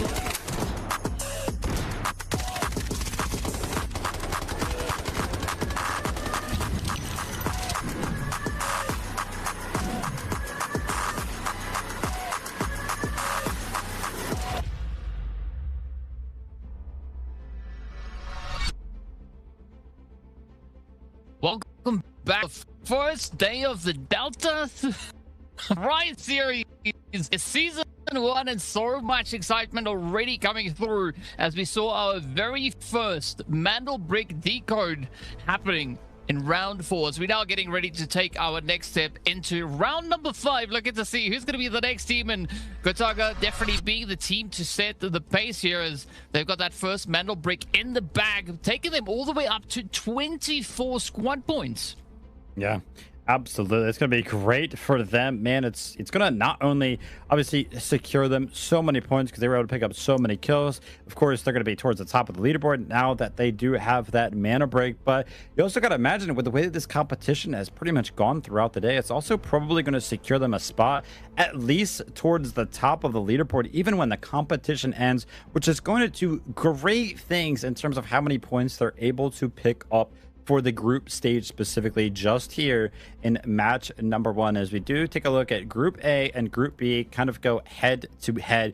For some of our other teams, though, I mean, sometimes when we take a look at some of the scrims or past competitions, it's actually pretty rare that we see how close some of these teams are. I mean, obviously, Team Gotaga, they have a great lead. That's kind of removed them from the equation. I mean, second place there with 16 points, last place with 12 points. So still anybody's competition. Every single spot on that leaderboard matters in terms of how many points you're going to get for the group stage overall. So all of these teams are still in this competition, regardless of whether or not they feel like they can win it or just get like 3rd, 4th, something like that, because again, it's just worth more points. We kind of saw a quick glimpse of it right there. Again, we're going to be returning to Space City, Mandelbrick throughout the rest of the day today, and now we get a chance to go ahead and take a look at the operator pools. I'll be honest with you, DK, not as many Tempests as I thought we were going to be seeing, but we did still see them play a big role in how that one kind of panned out. Yeah, we did see 3 of those getting utilized, and as we can see, the team that walked away with that Mandelbrick was one of the squads that decided to play their temper. So I don't know if that is going to set the standard of expectation going into round number 5, but we are going to be hopefully seeing a lot more of those tempers now stepping out onto the battlefield here, as we know, right? For the first week, the team's going to have to try and push as hard as they can to get as many points on the board, making that second week just a whole lot more comfortable for them to step into. Speaking of which, though, going into this next round, we are going to be looking at those spawn locations, the predicted spawns here, as well. FLC Clan and, of course, WLG not going to be getting their hands on those potential T1 spawns, as it now opens up for the rest of the squads to see who can get those positions. And of course, Westgate is going to be one of those more contested positions to try and hopefully spawn in, as we are going to be taking a look at the loadouts and the setups for our teams stepping in here. Yeah, absolutely. A lot to play for. Now is kind of where a lot of pressure is put on some of our teams, because they're not going to know whether or not the team decoding the mana brick is going to be Team Gotaga, which could kind of incentivize them to just play a little bit more aggressive. Like, hey, listen, we cannot let them decode a second mana brick, but their information is not going to be there. They kind of have to do some guesswork or do some sniffing around to see if they can pick up some sort of information to see who is going to be where. But taking a look at some of the spawns here, it's actually going to be Team Gotaga. By the way, this is not that bad of a spawn for them to kind of work with right now, as they are going to be off in the sands distance. They can potentially deny some of the early access to that employee passageway, but unfortunately, the shots are not going to land. And you were kind of questioning the loadouts for all of our teams, as we do take a look at the POV here for Team Gotaga. All gold across the board for these guys. And as we do take a look at the map, Team LFS coming in from Westgate, that was going to be a T1 spawn. Team Alliance got that other T1 spawn, but because Dark Entities are actually so fast on their initial approach here, kind of feels like they had a T1 spawn as well. Yeah, I mean, they're not wasting any time, as they are just full on rushing it. But an interesting thing that I saw coming through for the side of DE is that, look at that, they only have purples, right? So that early call on spending their economy on getting the gold loadout is not going to benefit them coming into this round. So they're going to have to play a lot more of a strategic game if they want to be able to do anything with only the gold rounds that they have to work with here. The rest of the lobby, though, is going to pose quite a bit of a threat to them. But here we go, as Bishka is already starting us off with a little bit of a spray. They're going to find the angle over onto LFS, and they came in straight through that Westgate uncontested. Quite surprising, though. There's some great shots there again. Dark Entities trying to make something happen, and a quick glimpse at all of our comps. And some of those teams that didn't bring in that initial Tempest have opted to go ahead and be like, yeah, listen, we actually need it, as we do see a Tempest featured on every single one of our teams. Also, as a quick note here, take a look at this. Alliance were able to take out Des Mulens in the center of the map, and somehow, someway also kind of got the loot as well. Match point unlocked. Team Gotaga, again, the only team that can kind of end this competition early as it currently stands. They are on match point, because if they secure another mana break, the competition ends. We will stop here. But take a look at this. Bishka is trying to make something happen. He's not jumping down for the mana break, or no, he actually is. I thought he was going to play aggressive on the side of Alliance, but Selen from off in the distance, the southern side of the map towards the bridge, kind of joins the fray and denies access to that early mana brick. Well, a little bit of denial could maybe take them a long way, and as we know, that's also not just a river in Egypt, right? So we get to see who is going to look to bring what to the table here as the fight continues to push forward. I'm also looking at a lot of Lunas for almost every single team. I think there's only 2 squads that decided to go with something a little bit different. We do see a Toxic coming in there as well. So the team's trying all the different loadouts they can to get themselves situated. But again, it is going to be that Singer play that I think could really look to go quite swimmingly with it when it's paired up with that Tempest load. So now everybody trying to get themselves in a more opportune angle. It does seem like Alliance, though, they might be the team to get their hands on that first Mandelbrick. Teams are kind of taking an opportunity to reset here. You can see WLG, they actually retreated pretty heavily. They were pretty close to the center of the map, but opting to go ahead and take a strong foothold up on the bridge itself. And it's actually well timed from them, because as you can see off in the distance, Team LFS actually would have had a great angle on them prior to that. But Folleray is trying to make something happen. Remember, this is not a Tempest ult. He is not on Tempest, so this is scary. But Grind sitting up top right there. Remember, these guys are all sweaty. They have played scrims. They know exactly where to look to go ahead and spray a smoke like that, because the animation to go ahead and pick up the mana brick itself is fixed. Like, your character gets set into a certain position to actually pick it up. So as soon as he hears the audio cue come in, Grind right there would have just basically had to just spray the smoke on to the line that he knows. Again, he's been here multiple times before, so that's why we saw some incredible hesitation from the side of Dark Entities. But It is crazy to me that time and time again, we saw it on Brakkesh, we saw it in game number 4. We're now seeing it in game number 5. Dark entities, for some reason, are almost always that first team on approach. And again, full rate, it's going to be doing the exact same thing that Grind was trying to do to him not too many moments ago. Ushbishka on the Tempest ult tries to make something happen, but again, it's just a straight up back and forth between Team Alliance and Team Dark Entities. But finally, full rate on the Stinger jumps on, and he is hopefully going to be able to engage, but it's going to be on the back foot of the smoke unless Grind can kind of make some of these shots land, and he does not. So again, DK, we talked about it. Dark Entities, they don't have a mana brick yet, but every single time they have been the team to pick it up initially and be the ones to put it into the station first. Hey, I'll give them an A for effort, right? Because they are definitely putting in a very consistent play towards that. It does seem like Dark Entities, though, are going to be opting onto the alley position. As you can see, the players there from FLC position just below them in the underground. They can hear the footsteps happening above them. So you could see quite a bit of a push coming up the stairs just within the building. And this is where Uzbishka now is going to try and just lock down any potential angles they could be contested from. I like this setup over on towards ramp here as well, but it's very isolated, right? So you don't want to extend all too much there just yet. And it's not like they've got one of those Tempest ults to quickly just fall back into safety. So whatever they do there, they're going to have to be pretty confident that they can hold their own. They have failed 2 times so far at defending this mana brick. And it hurts so bad because if you just look at the leaderboard like straight up, you're going to be like, oh man, like Team Gotaga, they played so well. I mean, they've got a mana brick right now. But it wouldn't tell the full story of what feels like DE having so much control. Like, what a cool stat would kind of be for us to potentially track at some point in the future would be how much time a specific team has actually spent in control of the mana brick. Because I feel like Team Dark Entities would be at the top of that leaderboard. They have just not been able to go ahead and seal the deal. But take a look at this, a little bit of a weird strategy. It's not often that we see a team leave the center of the map. I thought Team Alliance were going to go ahead and potentially push Team Gotaga, but I think they kind of got cold feet, opted to go ahead and retreat and potentially enact a different game plan. But speaking about different game plans, Dark Entities, again, last time they went ahead, they put the initial mana brick over towards Black Chamber in that building specifically. They've opted for the other station on the other side, on the west side of the center of the map, in between Buoyancy and Centrifuge. So maybe that's the difference that they needed. It could be. We don't know. We'll find out soon whether or not that is going to mean anything for the side here of DE. But FLC also just kind of patiently waiting down in the underground, right? Not going to be looking to push up too aggressively. Can't say the same here for Alliance, though.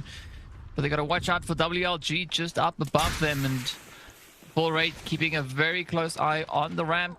I think makes the decisive play here. Falls back. Uzbishka is going to be picked up. Fortunately, it is going to be that Tempest ult that will save the day for the time being. But now all the pressure starts to build yet again, right? You can see Alliance actively pushing forward. FLC also starting to move on forward. So there's so much heat about to come in. Yeah, because Uzbishka tried to make something happen, and because they had a member down, they couldn't defend the mana brick in its entirety. Team Alliance, again, this is almost felt like we've played like a hot zone map between Team DE and Team Alliance. They've just going back and forth on the initial approach of the mana brick, right? That initial spawn, they were kind of trading shots and trading between who was actually going to go for it. And now on the actual mana brick station itself, they're again going kind of back and forth. I would imagine for the side of DE right now, they're probably going to wait for their Tempest ult to kind of go back up, and that's when they will make a play to go ahead and try to steal that station back. I'll have to see if Team Alliance can kind of make anything happen. They do have a couple of operators that can kind of deny it, right? They have the Luna that can throw in some utility. The Disarm can kind of come in from the Tempest, but they actually send full right again on this Stinger. They don't wait for the Tempest ult. They just go ahead and straight up go for it. And Team Alliance were not ready at all, but just on the back foot of some of the members of Team DE doing a great job.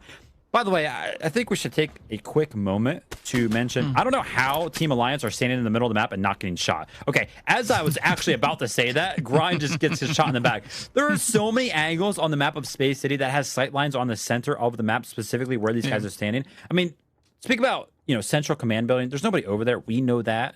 We have, you know, eyes in the sky. But those great sight lines all the way from over the central command building, very, very dangerous if you get shot from there. The bridge, by the way, where we knew a team were kind of standing earlier, Team WLJ, who have since actually rotated, used to be over there. So getting away with it right now for Alliance seems criminal to me. Yeah, it's interesting how teams are doing what we're not expecting them to be doing at this point. The Lions, though, they are going to be getting that decode secured yet again. Gotaga, they are going to be on the loot, though, if they do find themselves an extra red secured on through. Again, they're finding themselves now with that same difficulty we saw in the previous round, right? Coming over that zip line, it's a one-way thing, at least for the time being, is, yeah, they are going to be testing it, and down they go. The shots now raining through. LFS, look at the play. The offset onto the side of Gotaga, and so far doing a pretty decent job at keeping them at bay. Scary stuff here. I mean, take a look at where the downed body is from the side of Team Gotaga. It's out in the open. But it is important to go ahead and note that this was not just a straight up knock from the side of LFS. Like, they did have a member of their own go down, but I don't know if Team Gotaga can kind of make anything happen, because I feel like Team LFS is just going to be able to go ahead and pick up their res, especially with a Stinger still alive on their team, whilst Stickinson, from this great angle that he has onto the sightlines of that zip line specifically, is going to be able to defend. But speaking about defending, Team Alliance are trying to go ahead and defend this Mandelbrick, which, by the way, they are in full control of. There's only a minute and 10 seconds remaining before they go ahead and secure that. So DE, they're trying to make something happen on the back foot of their Tempest, rolling out. They're going head-to-head with Easy, who's trying to make something happen, but he goes down, and the other members, Grind and Lynx, did not have any sort of a position that could go ahead and help Easy right there, and all of a sudden, Team FLC are actually joining the fray, and unfortunately for Grind, he's going to be shot in the back, he's going to go down, and now Lynx is left as a solo, the last remaining member of Team Alliance. Well, it seems like there was an alliance between FLC and the players going through from DE, but of course that is all just coincidence. Now look at this.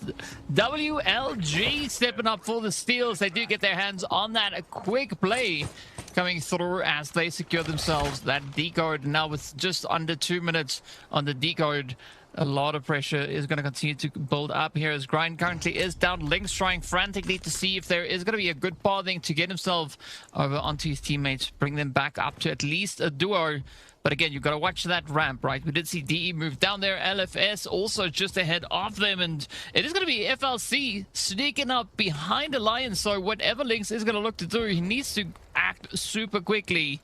Again, with very limited options, this could be a clean sweep now coming through from the side here of FLC. You can see some shots kind of coming in, trying to go ahead and defend the last remaining hope from the side of Team Alliance. But FLC, they're going to do a great job of timing this push very, very well. They did go ahead and pick up 2 kills, and now they, and I'm not sure if they know it, but they actually have a lot of control over the decoding station. No real team is actually anywhere close enough to try to make something happen towards this. So FLC are going to go ahead and pick up the decoding station now. And by the way, we are already down to that decode minimum of 90 seconds.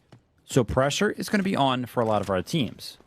Unfortunately for Team Gotaga, they are still being held at bay by Team LFS, who apparently don't care about the Mandelbrick at all. And again, I'm immediately proven wrong the second time this game as Team LFS make an immediate rotation as there is only 1 minute remaining towards this Mandelbrick.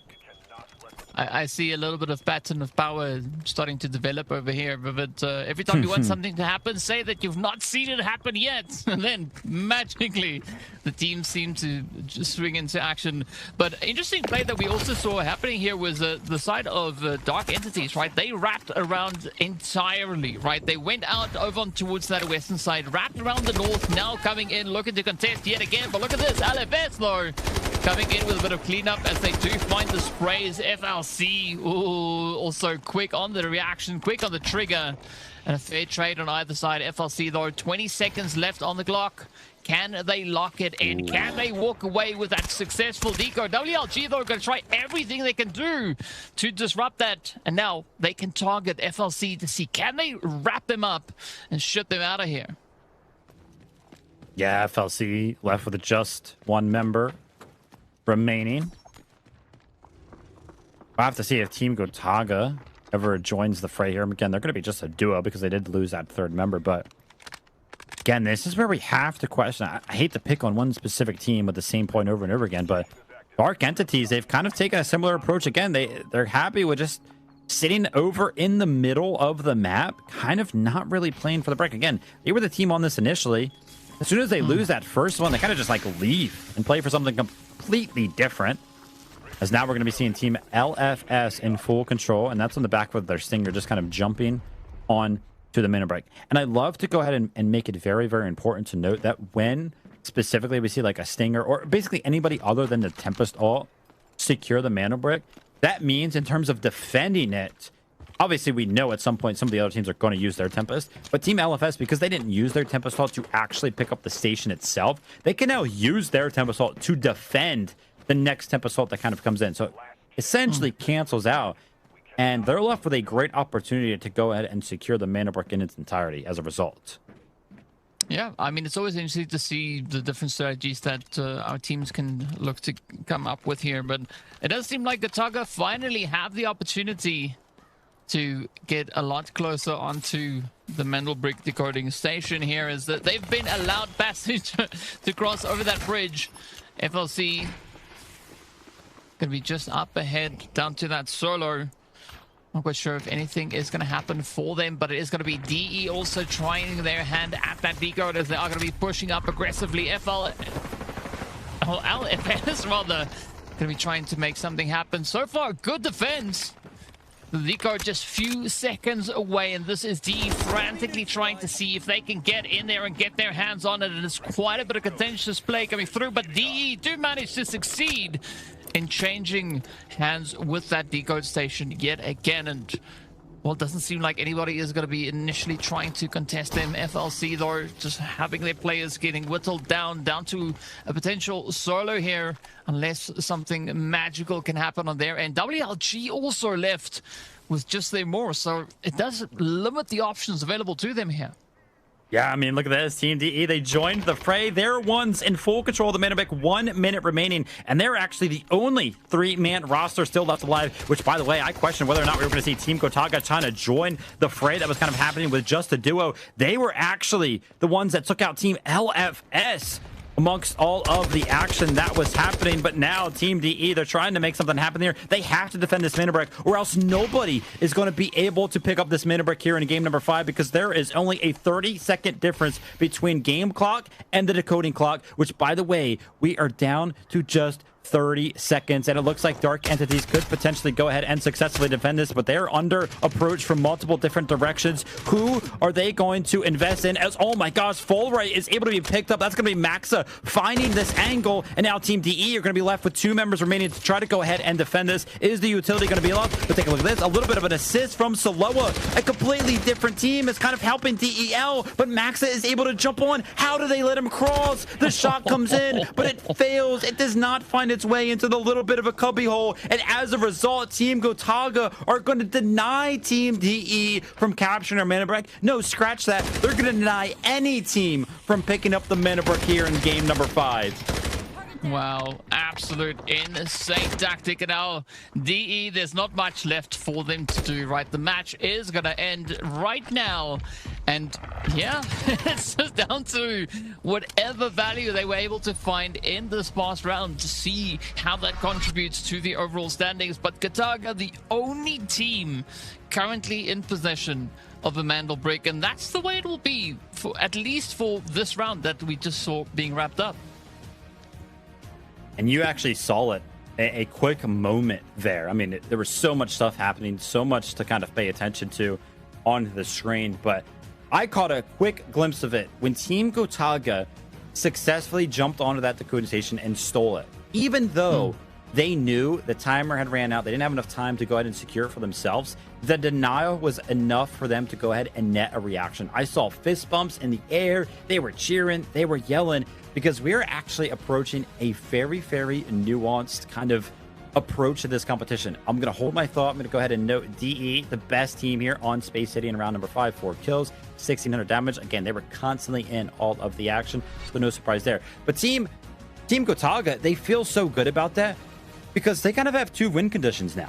If they're the only team, if they can just deny Mandelbrick for the rest of this competition through Game 7, they will win by default because they will be the only team with a Mandelbrick, right? That is a win condition for them now.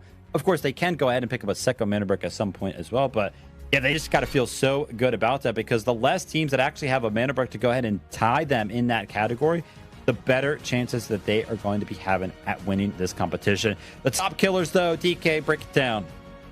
Yeah, it is going to be Selen all the way from WLG picking up those 4. But if we take a look over on the damage dealers, it is not necessarily the same case, right? We see Selen again being over on here with 728 damage, but it's going to be Maxa from Gotaga walking away with the biggest bag of damage that they were able to find. Nox, though, is going to be the top assister, finding 2, and it's been a pretty slim picking when it comes to those assists, especially for this round over on Space City. And I mean, it's been pretty consistent across both the Space Cities that we've had so far, but coming down to the asset owners, it's not very high, right? There was so much focus placed on contesting those Mandelbricks that Maxa is going to be leading the charge here with 243.6k. That is not a lot. That's almost just a helmet helping them get to that. But Selen from WLG is going to be our MVP for round number 5, picking up the 4 operator kills, 728 damage, and that's it, right? Nothing else. No assists, no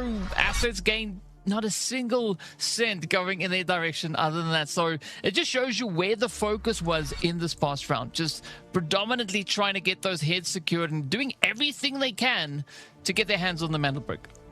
Crazy stuff. I can't believe I am saying this, but we're going to be going into game number 6. Somehow, some way, with only a singular Mandelbrick decoded so far. It's got to be a first here for any of the competitions that we have kind of watched in the past. Guys, you got to follow at @DeltaForce_game across all of the socials, and go ahead and download it as well through playdeltaforce.com. Whilst you guys go ahead and follow on socials and download the games for yourself, if you haven't already, we're going to take a short break before we jump into game number 6.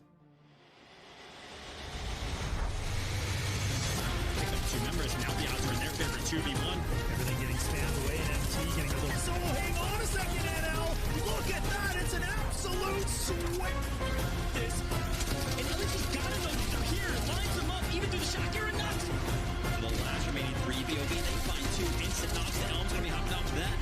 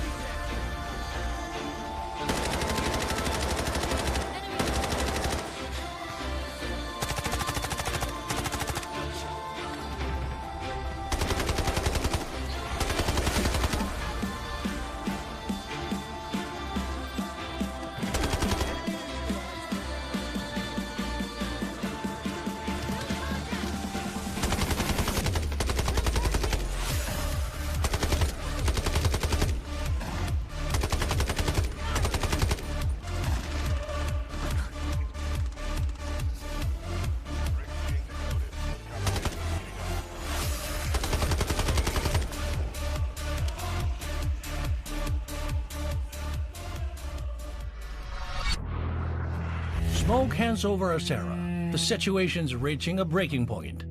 Time to bring in the experts. Team Rainbow has touched down in Asera. New ground? Not sure where to start? Search containers. Grab high-value loot. I hear when I can, and stop threats when I must. Take down anyone in your way. Heavy fire, raise your shield, and hold the line. Don't forget your tactical gear. The gripple gun. Enemy here! Taking fire? Pull out the Hive Tac pistol. Patch yourself up. Keep your squad in the fight. Call if you need a hand. Outnumbered? Drop the jammer. 말보다는 행동이지. Go dark. Strike first. I've seen real horror. Looks like they were waiting for us. No pressure, trust your aim. Learn the map, stay with your squad. Team Rainbow brings tactics built for close calls in Delta Force. That means sharper plays, smarter fights, and operator-on-operator mind games. Alright, it's go time. Extract safely, and everything you learn comes with you. New operation, new look. During the event, Noxus Vigil Bundle, Suniva's Montaigne Bundle, and Stinger Stock Bundle.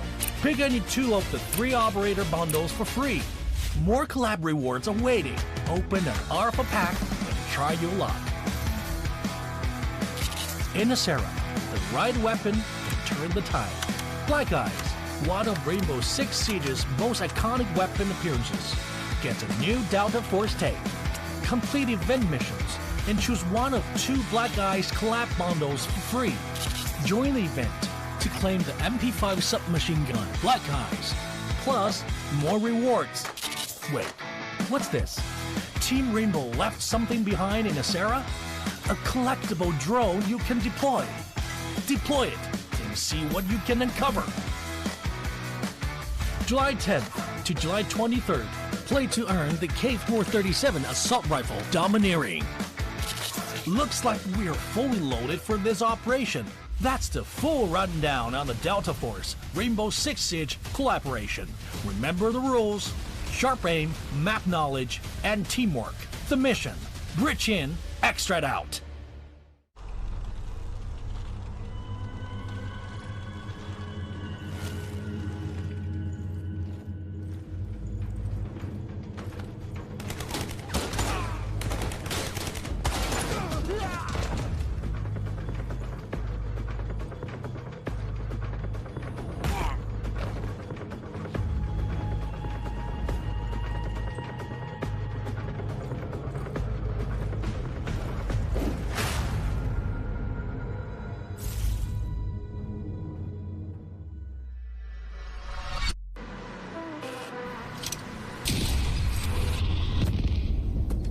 Got the Mandelbrick.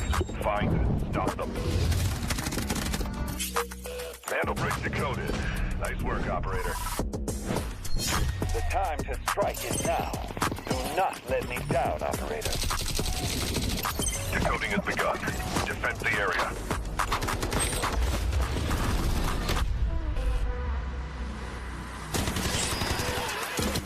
Is about to take the first Mandelbrick of the tournament. And they're going to do it. What goes around, comes around. Oh,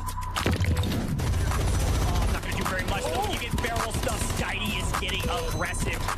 See what I did there? You ain't seen nothing yet. That knocked them off their feet. There we go. So much damage, and there it is.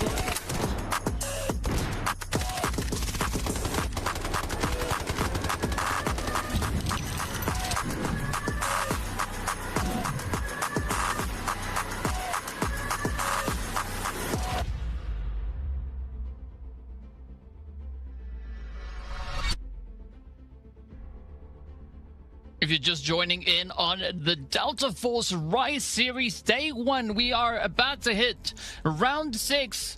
But the strange thing is that we've already had one Mandelbrick decode happening so far. I mean, one team in particular, Vivid here, they've been running the show essentially, right? Gotaga, they've just been locking down and contesting those Mandelbricks as far as they can. Yeah, absolutely. I mean, Team Gotaga got to be feeling very, very good. They are towards the top of the leaderboard as it currently stands. You can see them all the way up there, and they are actually on top in multiple different categories. Of course, the most important one being those Mandelbricks, the only team so far in this matchup to actually be able to go ahead and decode a Mandelbrick. But again, they're winning in multiple categories. They're the team with the most kills. They're the team with the most squad points. So I mean, they are just playing absolutely so well. A point that I want to go ahead and reiterate again. Basically, what we are playing for here today is group stage points. It is not the only time these teams will be playing. In fact, they have competitions over the next 4 weeks. Each one of our groups specifically will play 6 times, which basically means that all of our teams will play 6 times. So plenty of more opportunity, but you do get points towards that group stage leaderboard you know, based on where you place in these specific competitions. So the difference between first and second is, of course, going to be, you know, you do get 8 points for first place, and then you drop down to 6 points for second place, and that kind of goes all the way down to fifth place. So no matter where you're at on the leaderboard, you want to continuously fight for these spots. So the fact that WLG are in second place right now, that is so incredible. They're going to pick up a lot of points from just how well they have played today, and so are Dark Entities, right? I mean, doing good, third place, and for both these teams, really for all of our teams, still the potential to win the competition. That's what you got to love about this format the most, is that the fact that we have 2 games remaining, any which one of these teams could potentially go ahead and still pick up 2 mana bricks and win the whole thing. Yeah, I mean, that is in principle what could be happening here. But looking at what Team Gotaga has been doing so far, it's going to be tough for the rest of the lobby, unless, of course, we see the lobby respond to Team Gotaga, right? If they can take them down early, it means that one of the other 5 squads can then step up and lay claim to one of those Mandelbricks. But yeah, so far, Group A versus Group B has been quite exciting. And the next time we're going to be seeing both these groups facing off against each other is going to be in 2 weeks' time, right? All the way in week 3 is when we'll see exactly the same lineup happening yet again. But as you mentioned, it is going to be our second to last potential game coming through right here, as it is Mandelbrick up for grabs over on towards Space City before we hit that round number 7. So this is the last opportunity for the teams to make a very difficult decision when it comes to the operators. As we can see, Tempest has been blocked out for at least 3 of our teams, right? Team Gotaga, they don't have that Tempest anymore, so they're not necessarily going to be able to contest in the sense that they would have wanted to, but that opens up an opportunity for Dark Entity as well as WLG and Alliance, who still have their Tempest at play. We'll have to see kind of the switch up in terms of strategy for some of our teams. And again, this is what you really got to love about this format, is that you can't just run the same thing every single time. You got to have a couple of backup comps that you feel comfortable with. We'll have to see what some of our teams start to bring out. And speaking about, you know, obviously operators are going to play a big part of what our teams specifically are able to do. I think we have seen, I think it's 3 total teams now kind of bring out those gold armor sets, which means that they're not really going to be available for the rest of the competition for those specific teams, as you are able to only buy it once from the shop on the competitive side of things. So we'll have to keep a close eye on what our teams are actually going to be bringing in as it pertains to some of the gear. Operators are going to be a little bit limited here. We are jumping into game number 6. I think it's going to be important to note, if you're trying to think about, oh no, my team is kind of running out of Tempest, they will have the opportunity to completely reset the operator pool if we do make it to game number 7. Let's take a look at the most popular operators though. Stinger, Luna, and Tempest. And it's so funny, by the way, right? We're seeing it here, you know, 5 attempts for in terms of extracting. The extraction rate is straight up 0% right now. And you're like, what the heck is going on? Yet nobody has made it out of any of these space cities so far. Like, it has been an absolute brawl to the very, very end, which is why we have seen an absolute lackluster in terms of the extraction rate. But take a look at the pick rate. How many times have these operators kind of been chosen? 25%, the highest for Tempest, which again is no surprise. And then closely behind is going to be Stinger and Luna. Again, you talked about it earlier on. This is pretty much the most common comp. We have seen the value of the Tempest all time and time again. Today, we have seen the value of the Stinger smokes time and time again. And then Luna, of course, is so much utility and a little bit of recon as well. The 3 best operators for sure when it comes down to Space City. Yeah, and I mean, you were talking about those golden loadouts as well, right? The golden armor. And I think there's essentially just 2 players that have not yet used their golds, right? I think that's Scooby and Selen, all the way from WLG. Those are potentially the only 2 players we could see stepping into this next round, walking in with those gold outfits on. So it's going to be interesting to see exactly how this is going to pan out, and of course what the approach will be. But as you said before, right, this means that everybody is pretty much going to be loading up with their purples, right? And again, coming through with the gold ammo, it's going to be quite a bit of a risky play for a lot of our squads, and we could see those finishes coming in a lot faster in comparison to what we had in the previous round. Yeah, 100%. It's going to change the dynamic a little bit. I mean, I actually saw it right there in game number 5, where Team Gotaga on that last final approach, when they were kind of running out of the coding station, they were in full gold still because they had spent a large majority of that game kind of held at bay on the bridge. And when they were kind of running in with those full durability gold armors, they were able to take so many shots, which kind of allowed them to make some of the rotations, make that cross over to the coding station. So we've already seen multiple times today where it has been the difference maker in terms of the gear, but you kind of mentioned it. Kind of losing access to that very strong gear could potentially change things, especially as some of these things play out. One thing has happened every single game, by the way. Dark Entities have been the team to pick up the first initial Mandelbrick and place it into the coding station. They did it on Brakkesh, and they've done it on Space City exclusively. Obviously, though, it has not worked out for them. My question is going to be, do they go ahead and switch up the approach now? Yeah, that is going to be a good question that hopefully we'll have answered, but it does seem like Stellan and Scooby are going to be the only two potential players, or are definitely the only two players coming through with those gold plays. So I think for WLG, this could be an exciting setup, especially stepping into round number 6. As we know, there's still that Mandelbrick up for grab. We did see Gotaga denying the extraction in round number 5, but is that going to be the name of the game coming into this 6th round here, as we are going to be hopping right into Gotaga, starting us off with a little bit of a spray down, getting the knocks into the side here of the Lions. Definitely trying to hamper their advances here, and quick scout coming through here from Nox is going to pinpoint at least, well, the other half of the squad. In hot pursuit they go, trying to get out of harm's way, but it's not looking good for Lions here.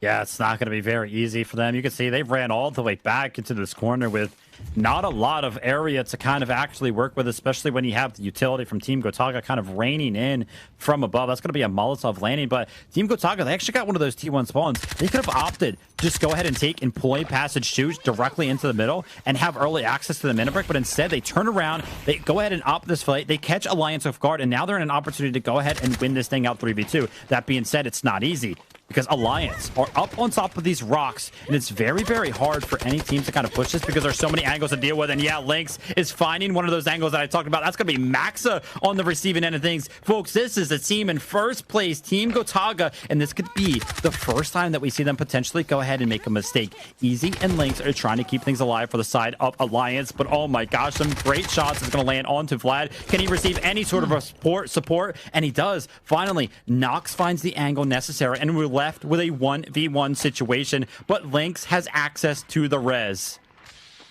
Ooh. I mean, in the previous round, we did see Alliance rushing up over onto Gotaga. Now, this time around, it is Gotaga that turned around, rushing over to Alliance. So far, it does seem like Alliance have been able to kind of just hold on to that top position, trying to go in for the res, but not getting the opportunity to pull it through. It is going to be Lynx now being met with a bit of a disruption here. Out comes the utility. Can that nade help seal the deal? Quite a bit of distance now being put in here by Nox, just trying to get out of harm's way. But the res could still be pulled off. Maybe Lynx can get that timing secured. But as you can see, Nox, they've got other things in mind here. They want to try and push. And Lynx now figuring out that, again, there's not too much pressure nipping at the heels. It is going to be a race to see who can get one of their teammates back up into the fight first. A little bit of a reset here from both sides of the coin. Now we're going to be into the 2v2. Nox actually goes ahead and opts to try to apply the pressure. He was out in the open. Somehow he found the shots necessary to go ahead and alleviate some of the pressure. And now he's going to have a great opportunity to potentially go ahead and find the flank. But no, Easy actually finds the angle necessary. And that is going to be Team Gotaga wiped out of the competition here in round number 6.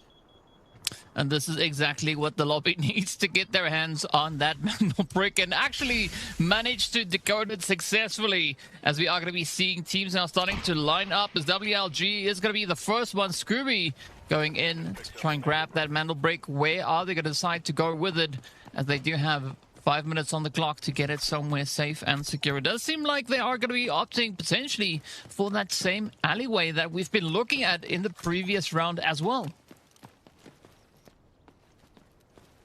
All right, we'll have to see if anything can kind of happen here for WLG. This is crazy. Remember, Team Gotaga, they are the only team in this competition so far to pick up a Mandelbrick at all. So this competition cannot end early. We are now guaranteed to go to game number 7. So if you've been entertained so far, prepare to be entertained for at least one more game after this. And this is scary for WLG. They kind of have read up on Team LFS having access to this ramp over here. So WLG do not want to go ahead and make that crossover to the coding station because they feel like they would go ahead and lose one of their members. So we might have a situation. Now, again, I like to kind of bring up hypotheticals here. 4 minutes, by the way, for WLG to actually do something with the Mandelbrick in terms of putting it into the coding station. If they don't do anything, that timer all the way up top that is now past that 3 minute and 45 second mark, then that Mandelbrick will automatically reset to its initial spawn point. So something to kind of think about. Yeah, I mean, that changes the whole dynamic yet again. So there's, I guess, a strategy available for WLG here. If they can potentially just get that thing placed down, it could be their ticket to start the process off. It does seem like that is exactly what they're opting to do now. They managed to get it in with 3 minutes and 18 seconds left on the clock. Now the whole mess starts all over again, right? LFS moving a little bit further down towards that southern side. DE, though, is still very much removed from that central position within the zone. FLC also just keeping a little bit more of an edge position going here. Meanwhile, Alliance, they're making their way down over that eastern side, looking to see if they can find any potential loot to help increase the overall profits that they are going to be bagging up in this round. But again, right, extraction not necessarily going to be a thing that the teams are going to be focusing on here. Their full reset, by the way, we kind of missed it earlier on, but unfortunately for the side of Dark Entities, they did actually lose full rate for quite some time. But as you can see, they're back to a 3-man up roster, so they're back in action, and so are all 5 of our teams that are left remaining on the map. So we'll have to see if anybody can kind of make something happen. And all while Team Gotaga are going to be forced to kind of wait in the wings and see how this one kind of pans out. Well, it's going to be smooth sailing across the board here, especially for WLG, right? They're feeling pretty confident this side. Nobody necessarily going to be pushing up onto that Mandelbrick yet. But it does seem like LFS, they've heard Alliance on the approach. Just trying to get a good read as to where they are in Alliance. Also pretty sure that their spidey senses are tingling. They know that somebody is close to them. Don't know exactly where, but now with Lynx, of course, contesting that machine gunner, it does make it pretty obvious where Alliance is situated. That's what makes some of these rotations so hard sometimes, is a lot of things around the map could potentially give away your position. One of the most important approaches, by the way, to this buoyancy and centrifuge decoding station is actually access to this ramp that Team LFS are potentially looking at. And by the way, there is a giant, just in terms of position in general, a giant gap between all of our teams outside of Team WLG and the actual decoding station. Are we going to see any of our teams actually contest this? I mean, all of them are so far away. There's so much space that has to be made up in terms of just running over to the decoding station itself. And then once you get there, you have to worry about all the other teams that are going to potentially be on approach as well. So as it currently stands, none of our teams actually seems like they are in a willing position to fight for this. Yeah, it's definitely an interesting setup that we have going here. But I mean, honestly, right, the whole day has been full of surprises, right? I mean, we thought that something was going to happen potentially over on Brakkesh. Nothing really happened there. We didn't see a single Mandelbrick getting decoded over there. Hopping over on towards Tide. Things took quite a bit of a turn over there. And so far, Space City itself has been just absolutely jam-packed full of surprises and upsets. But so far, WLG, they might have a false sense of security. At least they, of course, now figured out that there's one team pushing up from the underground, but they got to watch out for FLC pushing up from that western side, and they're going to find themselves cornered very, very soon. Yeah, you can see 15 seconds remaining before this decode kind of comes in. Easy jumps on from the side of Alliance. Can he go ahead and pull up the decode? He does, but on the back side of that, Selen from the side of WLG is going to be taking out Grind amongst all the chaos. And immediately, WLG, from the likes of Scooby, is going to jump onto that decoding station and immediately seal it back. So now we're going to be separated by 3 minutes, but take a look at this. Oko is trying to go ahead and pressure. Team Alliance are trying to go ahead and drag the body to a safe position to make sure Grind can be picked up. He is going to be fully executed. And by the way, take a look at the graphic on the left side of your screen. Team Alliance, you can see that third member. It is an X, which means that that member has actually gone down already and been fully executed. You can only have that happen 2 times, so the res is not going to be possible. And that's on the back foot of that fight that we kind of saw earlier on in the competition between Team Gotaga and Team Alliance. So unfortunately, Alliance are going to be left with just 2 members for the rest of this game. I mean, talk about tough odds and difficult things to try and deal with. Fortunately, though, they still have their Tempest up, so it's not going to be necessarily the worst duo loadout that they have to work with moving forward, especially with Luna being in there as well. But now it is going to be the side here of DE getting ready for a bit of a send. They are getting closer and closer. Not quite sure if they're going to look to contest that Mandelbrick. They still have a long way to go if that is what they have in mind. But looking at FLC, though, also taking a very different approach to this match, right? Not necessarily managing to capitalize on a whole bunch of anything this time around. Alliance, though, they trying to test the waters. 1 minute, a roundabout for WLG are able to go ahead and secure this. But for the likes of Alliance, remember, they were that initial team that stopped that decode from WLG from happening. It was on the back for their Tempest.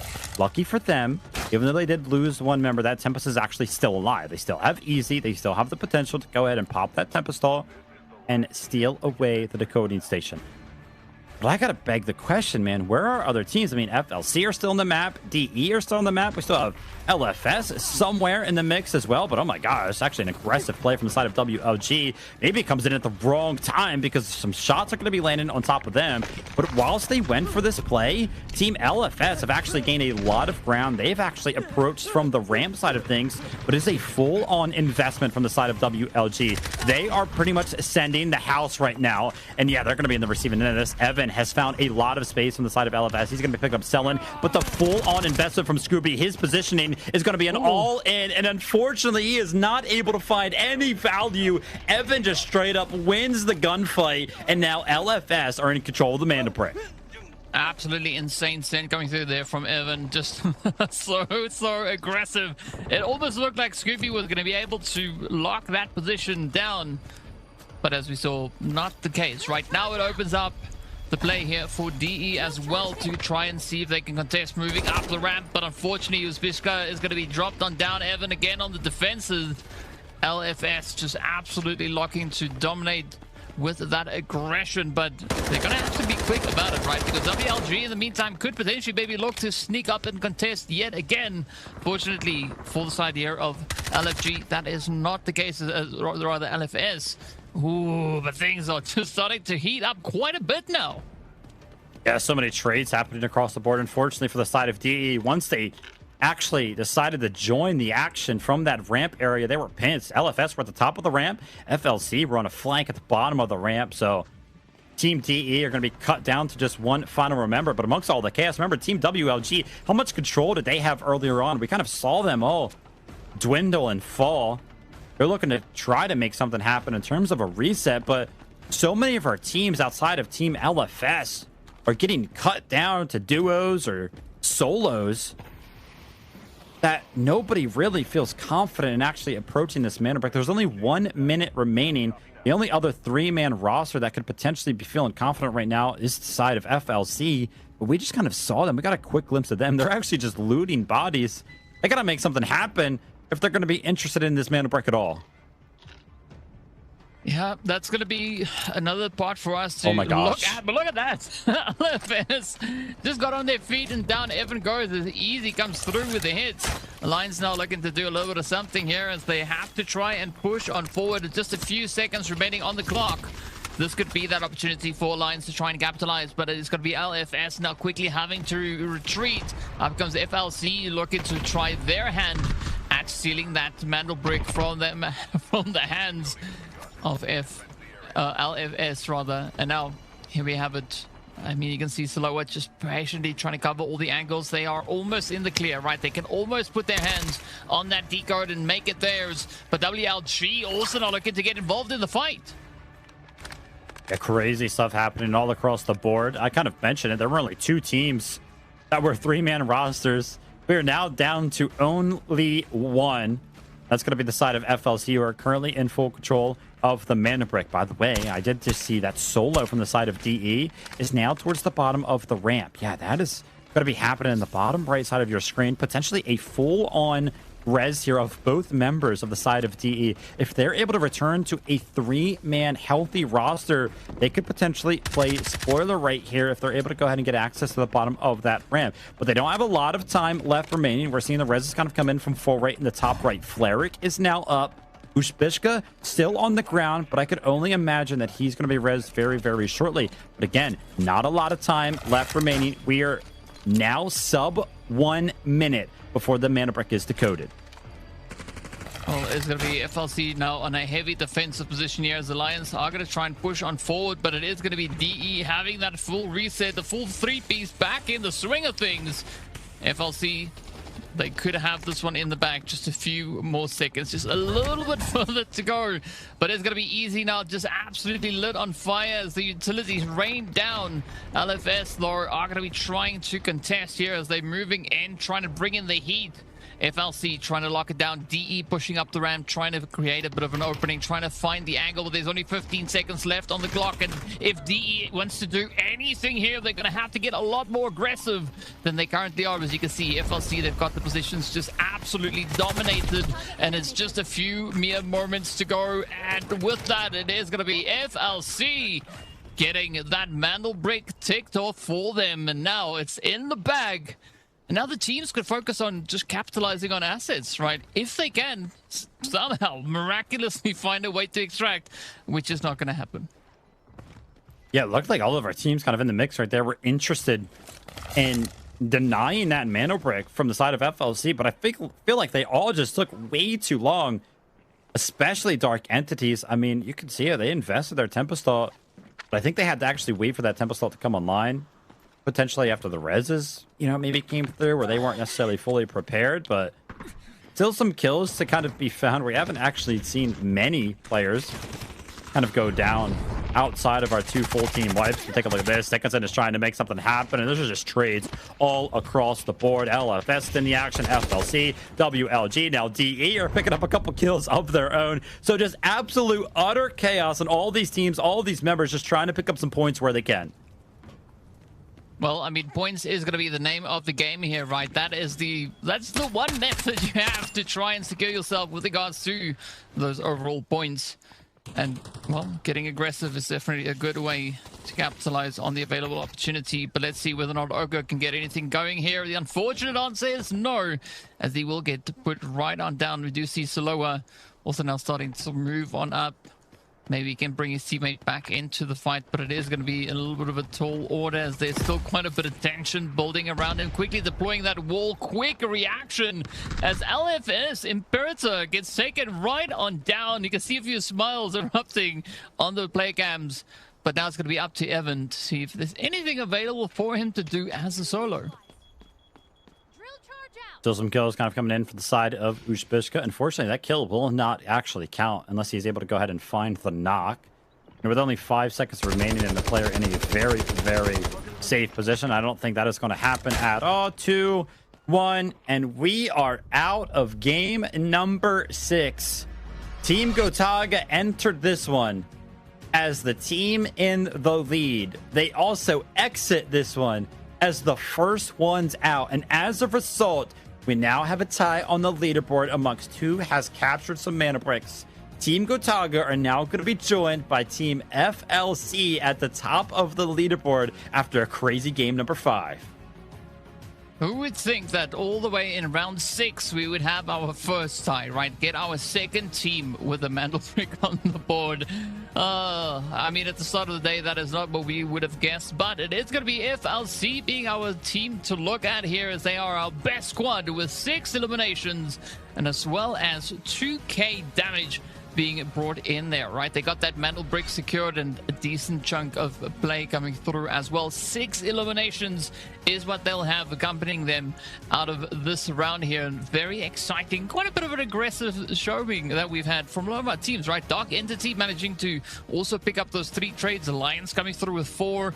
I mean, yeah, quite a bit of contribution being brought in by a lot of our teams in much need of that. But we did see Team Gotaga going out super early on, and that's exactly the kind of pacing that the lobby needs to bring in here. But Vivid, I mean, here we have our top killers.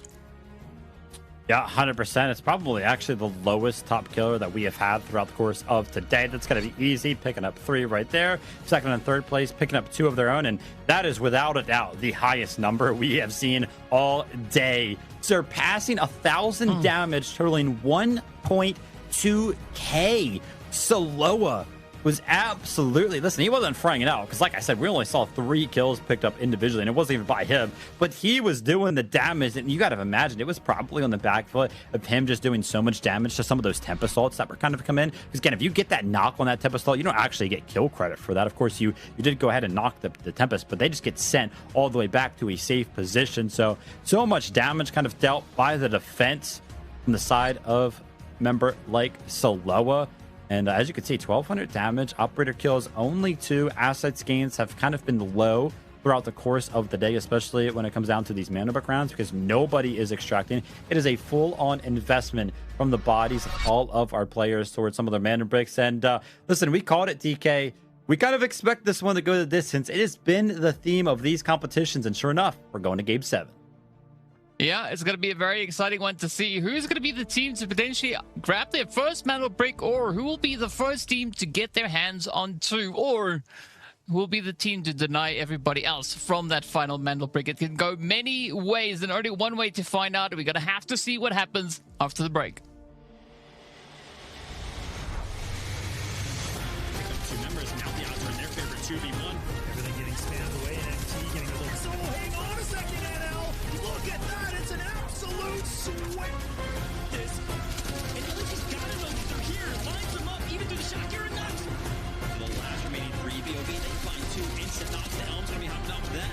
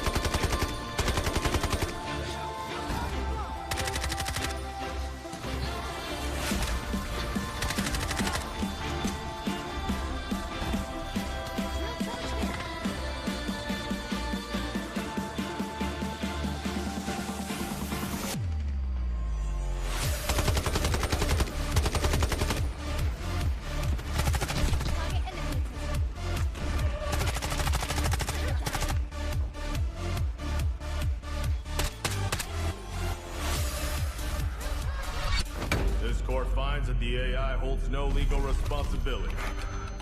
But the data, this doesn't add up. Just do with the AI. Priority. Protect company assets. Valve closed. You destroyed our home! That dream again.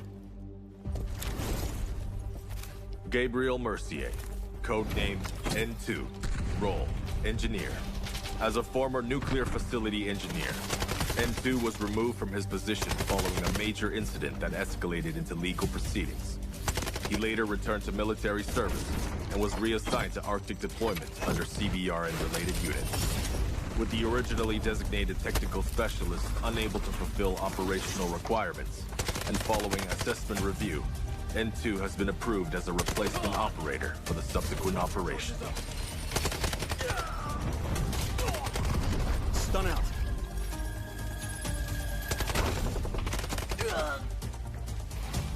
Throwing stun. Stun hit.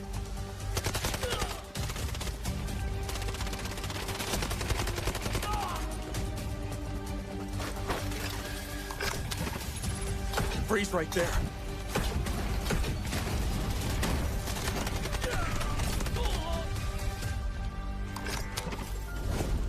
It's getting cold. N2 is equipped with a modified grenade launcher, capable of firing up to 6 LN2 grenades. Upon impact, each round detonates and releases a burst of cryogenic gas, dealing area damage and significantly impairing enemy mobility. Sustained hits can fully immobilize targets through extreme low temperature exposure.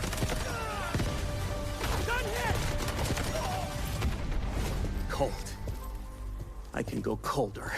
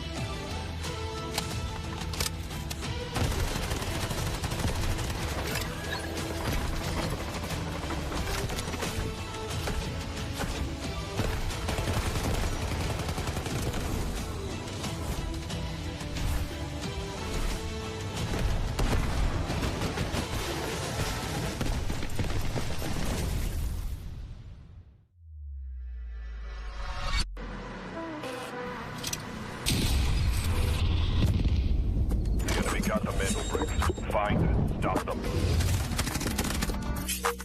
Mandelbrick decoded. Nice work, operator. The time to strike is now. Do not let me down, operator. Decoding has begun. Defend the area.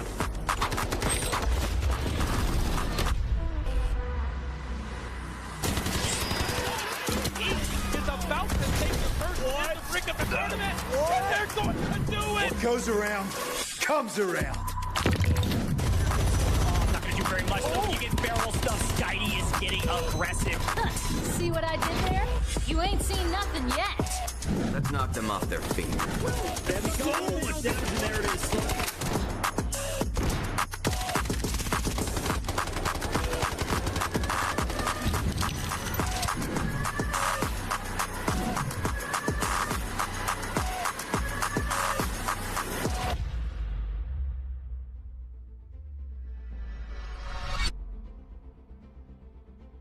Well, we've just seen round 6 getting wrapped up right here in Delta Force Series, the Rise Series. It is day 1, and so far, only 2 Mandelbricks have been decoded, and it all boils down to round number 7. Firstly, to see where we're going to be going, and of course, who's going to be the team to sit at the top of the board come end of day. Is it going to be Team Gotaga, or could it potentially be the FLC clan securing their second Mandelbrick? Only time will tell, but Vivid, so far, it has been an absolutely jam-packed day, just stacked full of surprises. Yeah, there's a couple of ways this one could end. I feel like we got to talk about it. Obviously, Team Gotaga and FLC Clan now tied in the category of Mana Bricks, after Mana Bricks kind of being that highest value in terms of, in the most valuable thing on the leaderboard. It goes to squad points. As you can see, Team Gotaga has more squad points, so that way they are ahead of Team FLC. So if any of these other 4 teams kind of join them up there in the Mandelbrick category, the tiebreakers in terms of the squad points, that's where they could kind of come into play. Still also on the table for Team Gotaga and Team FLC. They could both outright win no matter how many squad points they had if they go ahead and pick up 2 Mandelbrick. So they are the only 2 teams that can still go ahead and win by that metric, because we're about to jump into our last game. Now, the fact that these squad points are kind of being the decisive factor for a lot of these positions on the leaderboard, even amongst our teams who are kind of tied in terms of having 0 Mandelbricks. Like you can see DE and WLG only separated by 1 point. They, of course, are going to want to place as high as they possibly can up on the leaderboard,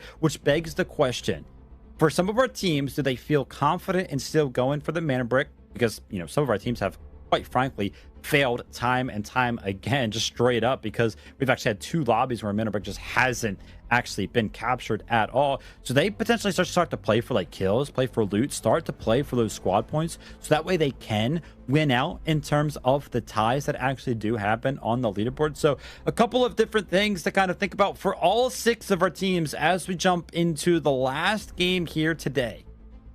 Yeah, I mean, there's going to be a lot riding on this final one, but I'm expecting the teams definitely just potentially go out and farm some kills, right? Because if they kind of figure that they can't get their hands on that Mandelbrick, or that is not the approach that they want to try and take here, they can look to go out there and get super aggressive and just try and be an absolute menace to the rest of the lobby. But I mean, realistically today though, we've not had a very kill heavy game coming through, right? Even though we've had a lot of altercations continuously happening across the board, I was surprised to see that there actually weren't as many kills as I was expecting to see. But either which way, all will be revealed as we are going to be heading into Space City for round number 7. Of course, the team at the bottom had the choice between heading over into Space City or going all the way back to Brakkesh. But it seems like, well, they've made up their mind, and then we will have our final show happening right here on Space City. And of course, this being round 7 means all the operators are available again. So I'm expecting to see those Tempests coming in left, right, and center. Yeah, absolutely. The full reset of the operator pool is going to put everybody back in a comfortable setting for sure. And yeah, love the fact that we went ahead and chose Space City here. That decision does, of course, as a little bit of a reminder, go to our last place team. So they're still feeling comfortable on Space City, which is no surprise to me. This is typical of what we have kind of seen in the past, without a doubt. But yeah, as you can see here, these operator picks, a bunch of them are grayed out, and they would have been if we kind of continued on out. But again, the operator choices here for all of our teams are absolutely reset. They can pick any single which operator they want to. I would imagine that we're going to see a lot of Tempest combined with Stingers and Lunas, as that has been the most popular comp, as you can see here just by the statistics. Yes, after 8 attempts, the extraction rate is still sitting on 0. So if that doesn't tell you much, then as we can see, it's been a pretty tough day across the board. But yeah, I mean, we've seen some pretty good success coming through from the squads in the previous lowdown here. And again, that remains our popular choices here as well. Tempest now going from 25% pick rate down to 22%, so a little bit of a drop off, but we did see Luna actually come up, because Luna was in 17% and she's now up all the way to 19, so 2% switch over in that direction. But of course, heading into round number 7, all of that goes out the window, because as we've said, right, all the operators are free to take, and we could maybe see an interesting setup coming through from our squads, right? I mean, I don't think I've ever seen a double Tempest play coming in, but yeah, I don't even know if that would be practical on the final round of the day. Might be time to go ahead and bring out something weird, because like we have mentioned, for 4 of our teams, man, they haven't picked up the Mandelbrick so far. It's got to be in the back of their minds. Are they going to be willing to go ahead and switch anything up? Is it going to be enough to kind of change up just something as simple as the operator composition? It'll be interesting to kind of see what the approach will be for all of our teams jumping in to the last game. A lot of pressure is on the line. As a quick reminder, this is not the last time that we will see any one of these teams. This is a 5-week-long competition, a bulk of which will be the first 4 weeks, which will feature a group stage. Every single time that you see any of these teams on the stage or playing here in these types of competitions over the next 4 weeks, it's just going to be all about them trying to pick up as many points as they possibly can for the group stage leaderboard. There's a whole scoring system for that, but it's just based around how well you perform on any given day. Our teams currently, like for example, Team Gotaga, if we were to end the competition right now, they are in first place, so they would go ahead and pick up 8 points plus the Mandelbrick that they were able to decode throughout the day. So they are currently sitting ahead of the pack because they have 9 points if they remain on to that number 1 spot. So all of our teams still have a lot to play for, and it's not the last time that we will see any of these teams here today. But again, you want to do well today, and you want to do well every single time that we see one of these teams because it helps you out on that leaderboard greatly. Yeah, and they, at this point, need all the help that they can get, right? So excited to see how this all is going to unfold once we get into our final round of today. It is going to be round 7 coming in hot. Space City will be our main and final attraction here for the day. I'm seriously just hope that either one of the two teams that already have that Mandelbrick in hand actually get to decode it, right? Because the biggest upset I think here would be for one of our other 4 squads to step forward and take both of them down, right? That would be quite a bit of an upset. I don't think they would be too particularly happy about that. But as we know, at the end of the day, it's not about what makes the players happy. It's about who steps out and wins come that final few moments, and all will be revealed as we're just cycling through our players to see what the kind of setup is, what the mentality is here, and whether or not they are going to be able to get themselves right into the next bit of the action here. So yeah, it does seem like we are experiencing a few technical things as all the excitement has kind of stacked up all the way to this round number 7. Yeah, we have, unfortunately, and why don't we just go ahead and give our players an opportunity to jump back and reset things in the lobby, and we'll give them that time allotted. We can go ahead and just go to a short break, but on the other side of things, we've got the last game of the day.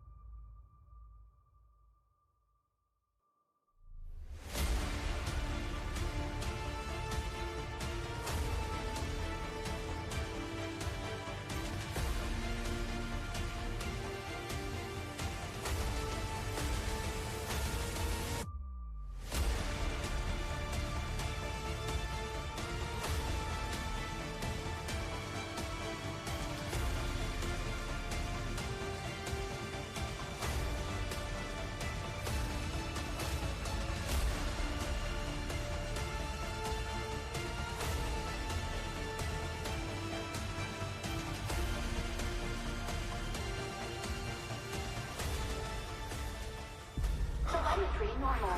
Do not intervene. Telemetry normal. Do not intervene. Target in the vicinity. Find him. I'll monitor your vitals. Watch out for radiation spikes. Copy.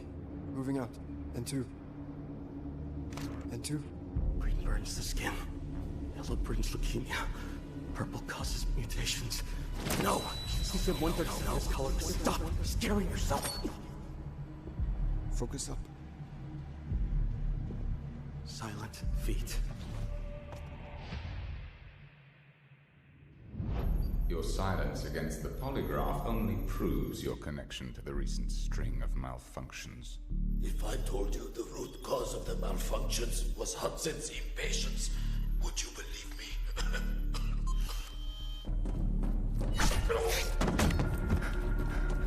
System errors, core boiling. These are the consequences of the main reactor overloading. I Is this suggest you continuous? abandon any thoughts of shutting down the reactor. We're on a strict timetable. Next question. The signal you transmitted. Who was the recipient?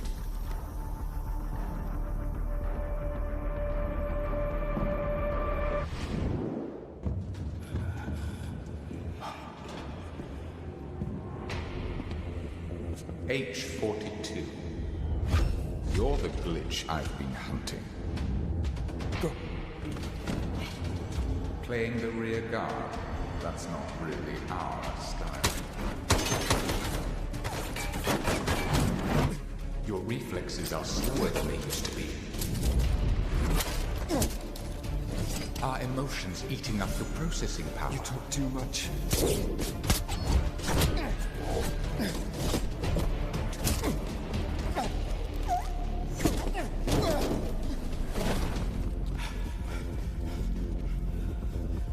This isn't the right way.